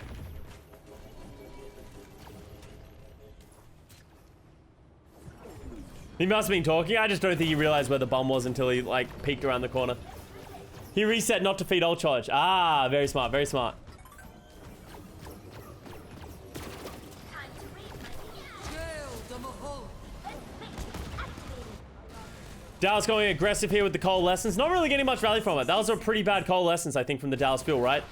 Like, and here's my problem with this coalescence. Oh, I guess the boot from Fearless was the thing that sort of fucked it up, but they just couldn't get any value. They couldn't punish and play aggressive into it, so.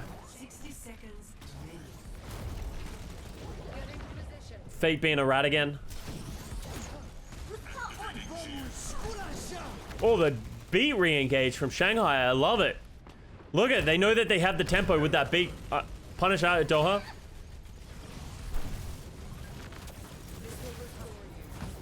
That was a pretty good job of living. Adaptive circuits engaged. Coalescence at the same time as the copy is probably not very good for Shanghai. Oh, it falls out the beat from Jexay though. But all of a sudden they've lost the tempo, right? Shanghai don't have anything left in the bank. They really need to get a big death blossom. It needs, oh god. Lip needs to get a good death blossom here to slow down what is happening for Dallas. I think it's gonna be so hard. It's all they have.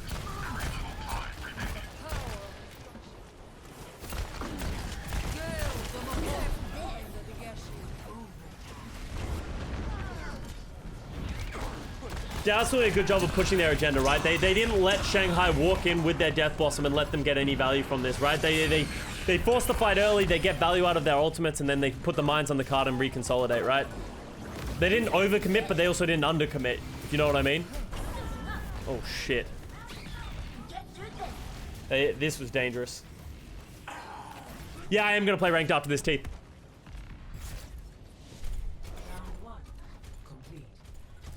What heroes do you want to see buffed and what do you want to see nerfed? I want to see Echo ult charge nerfed. I want to see sorry, not ult charge. I want to see Echo's ultimate like charge when in ultimate changed, or the way that the copy works changed. What else do I want to see changed? Maybe Moira removed from the game. I don't know.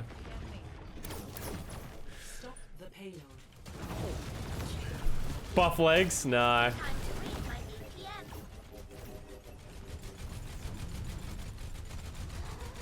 I don't know. I'd have to look at the roster and like really think about it.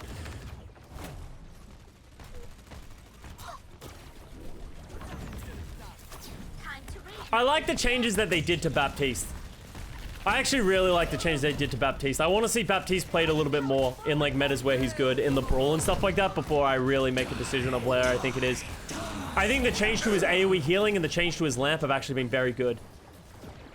So that was a very fast beat by Lee J Gon, right? So that cost them beat and coalescence, right? But that was a very fucking fast beat. Adjusting angle of And Sideshow highlighted this really well in the play as well. Of now that Fearless has gone onto the Wrecking Ball, Dallas don't get that coalescence advantage, right?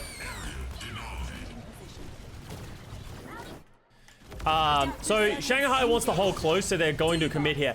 And this is a win for them, right? They use both their defensive ults, but then they take another fight and force out Dallas Full to use their mines, their Death Blossom, their beat. Dude, Dallas just used 5 ultimates to try and win this close hold fight, where Shanghai was like, fuck it, we're not going to win this fight anyway. They wanted to take this fight, And Dallas used 5 ults to win it, so that's a great result for the Shanghai Dragons.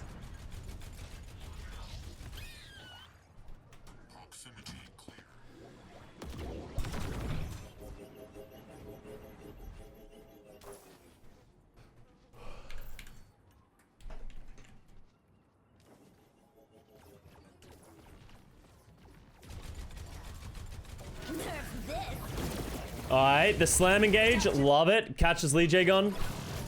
Diva. Those mines and slam is very good by Fate. That's gonna slow this fight down a lot. Is Sparkle dead now? Yeah, like this was really well played by Shanghai. They used their ultimates to slow. Oh, I hate that bomb by Void though.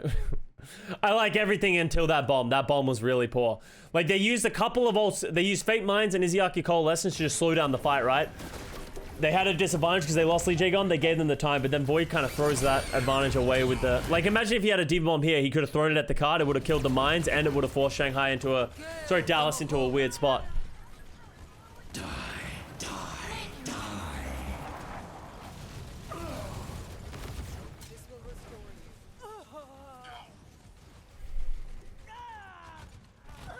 Alright. And you can see, like, Dallas, this has taken them 2.5 minutes to just get through this point. Like, it didn't even feel like Dallas Fuel really lost many fights, but it took them, it was so expensive. Why doesn't Hog work? Because he's just an ult battery. Like, people, he doesn't, a lot of his damage gets mitigated, a lot of his hooks get mitigated, and he is just a free ult battery for anyone. Like, the Reaper and the Echo and that kind of stuff, everyone else will just get ult so fast. Great slam by Fearless. Echo and Reaper are both hard counters to Roadhog. Diva. This is very close. Like, Shanghai is holding on. If they get to their ults, if they got to the Coalescence, they would have been in a good spot. That was an expensive fight for Dallas once again, though. What's that? Death Blossom beat, Coalescence copy. Like, that, Dragons were this close to getting their ults back up and being in a good spot.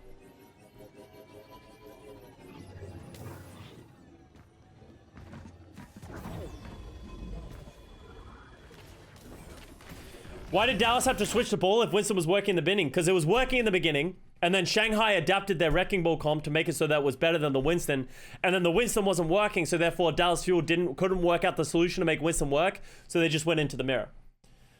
Just because something worked in the past doesn't mean it works anymore, because, you know, the game changes. That's what makes both of these two teams the best teams in the league, is that their ability to adapt mid-series and make things that were working, like weren't working, work. And adapt when things aren't working to make it something that is viable, right? And that's what Shanghai did. Wrecking Ball wasn't working, but then they found a way to make it work. They changed their style a little bit to making the Wrecking Ball work, and then the Fuel just didn't have an answer to that, right? Not a great Coalescence by Dallas Fuel. It's not really going to accomplish a whole lot. Oh, this was sick, by the way. Use a Diva Bomb so that it forces them into the room, and then throw a Diva Bomb in after them. Kills Jexay and forces both phase by the Moira and the Reaper. That just gives them a massive advantage. Custa, don't feel bad. Jexay just... Hey, it happens to everybody. I told you guys. Everybody jumps into mines. You guys just like to make fun of me. I bet all of you guys jump into mines as well. You guys just like to make fun of me for it.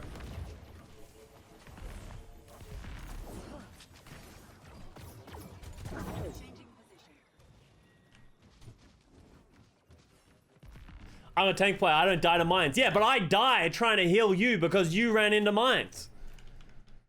If anything, it's your fault that I'm dying.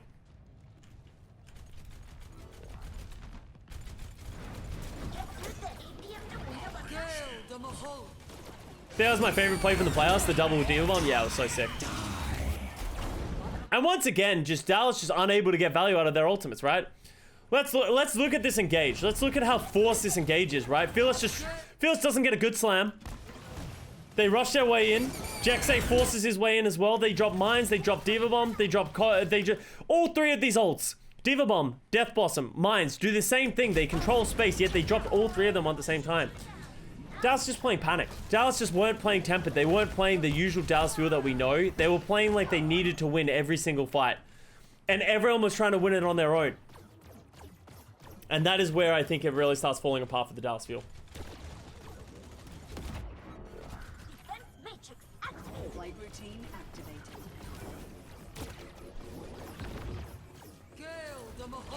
Adaptive circuits Coalescence engage. Diva. Slam's not great. Beat counters that. Doing a good job of holding this angle. Diva. Alright, Shanghai doesn't really have much left in the tank, but either does Dallas. Before he gets his bomb force. Oh, both those bombs were not very good. Jexay gets killed first again. They're isolating Jexay like crazy right now. Who's your MVP this tournament? 30 seconds. Pelican. Thank you very much for money. Fate is the MVP of the match. Pelican's my MVP of the tournament.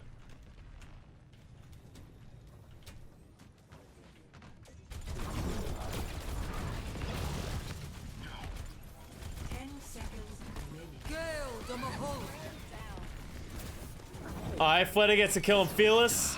Fate, Doa. Ooh.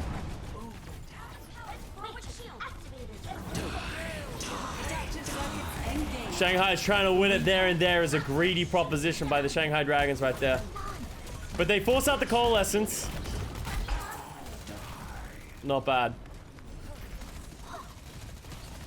No, the whole tournament, the whole June Joust.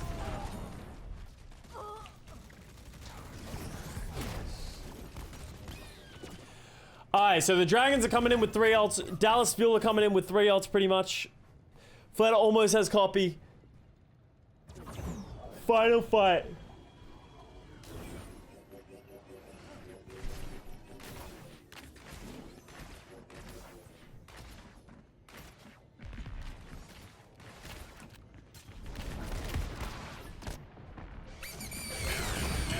Mines.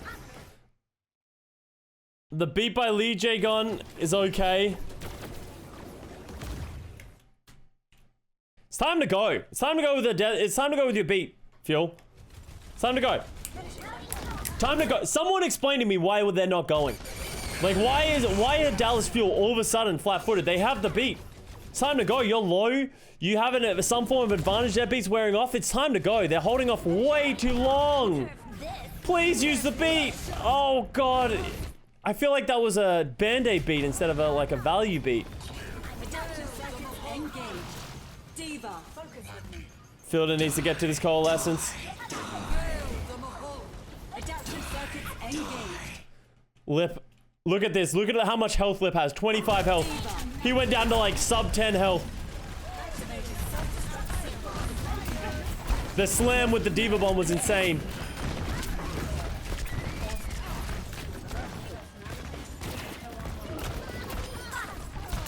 Oh my god. Oh my god. And then he gets the beat. Like, Lip is just... Lip was this close to dying. He was this close to dying. If he dies, Dallas Fuel wins this fight. 100%.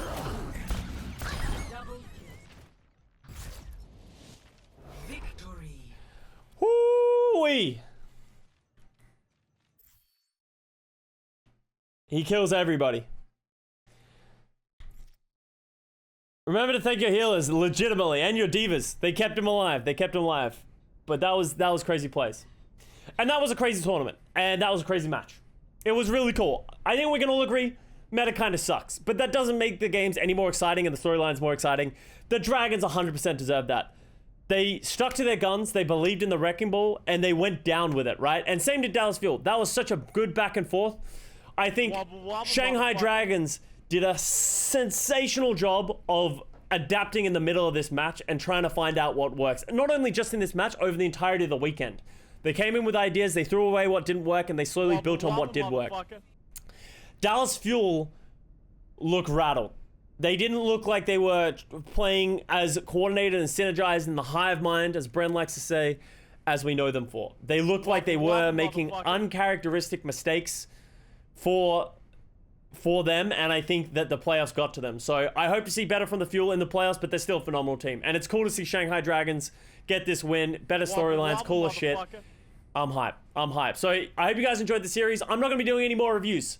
I will be doing uploading a video on my new power rankings going into the summer showdown, and my meta report, if you guys want to check that out. So I'll be doing both of those things. So keep an eye on my YouTube if you want to join. You want to see those things. But yeah, thank you very much for watching. Peace out, and I'll see you next time.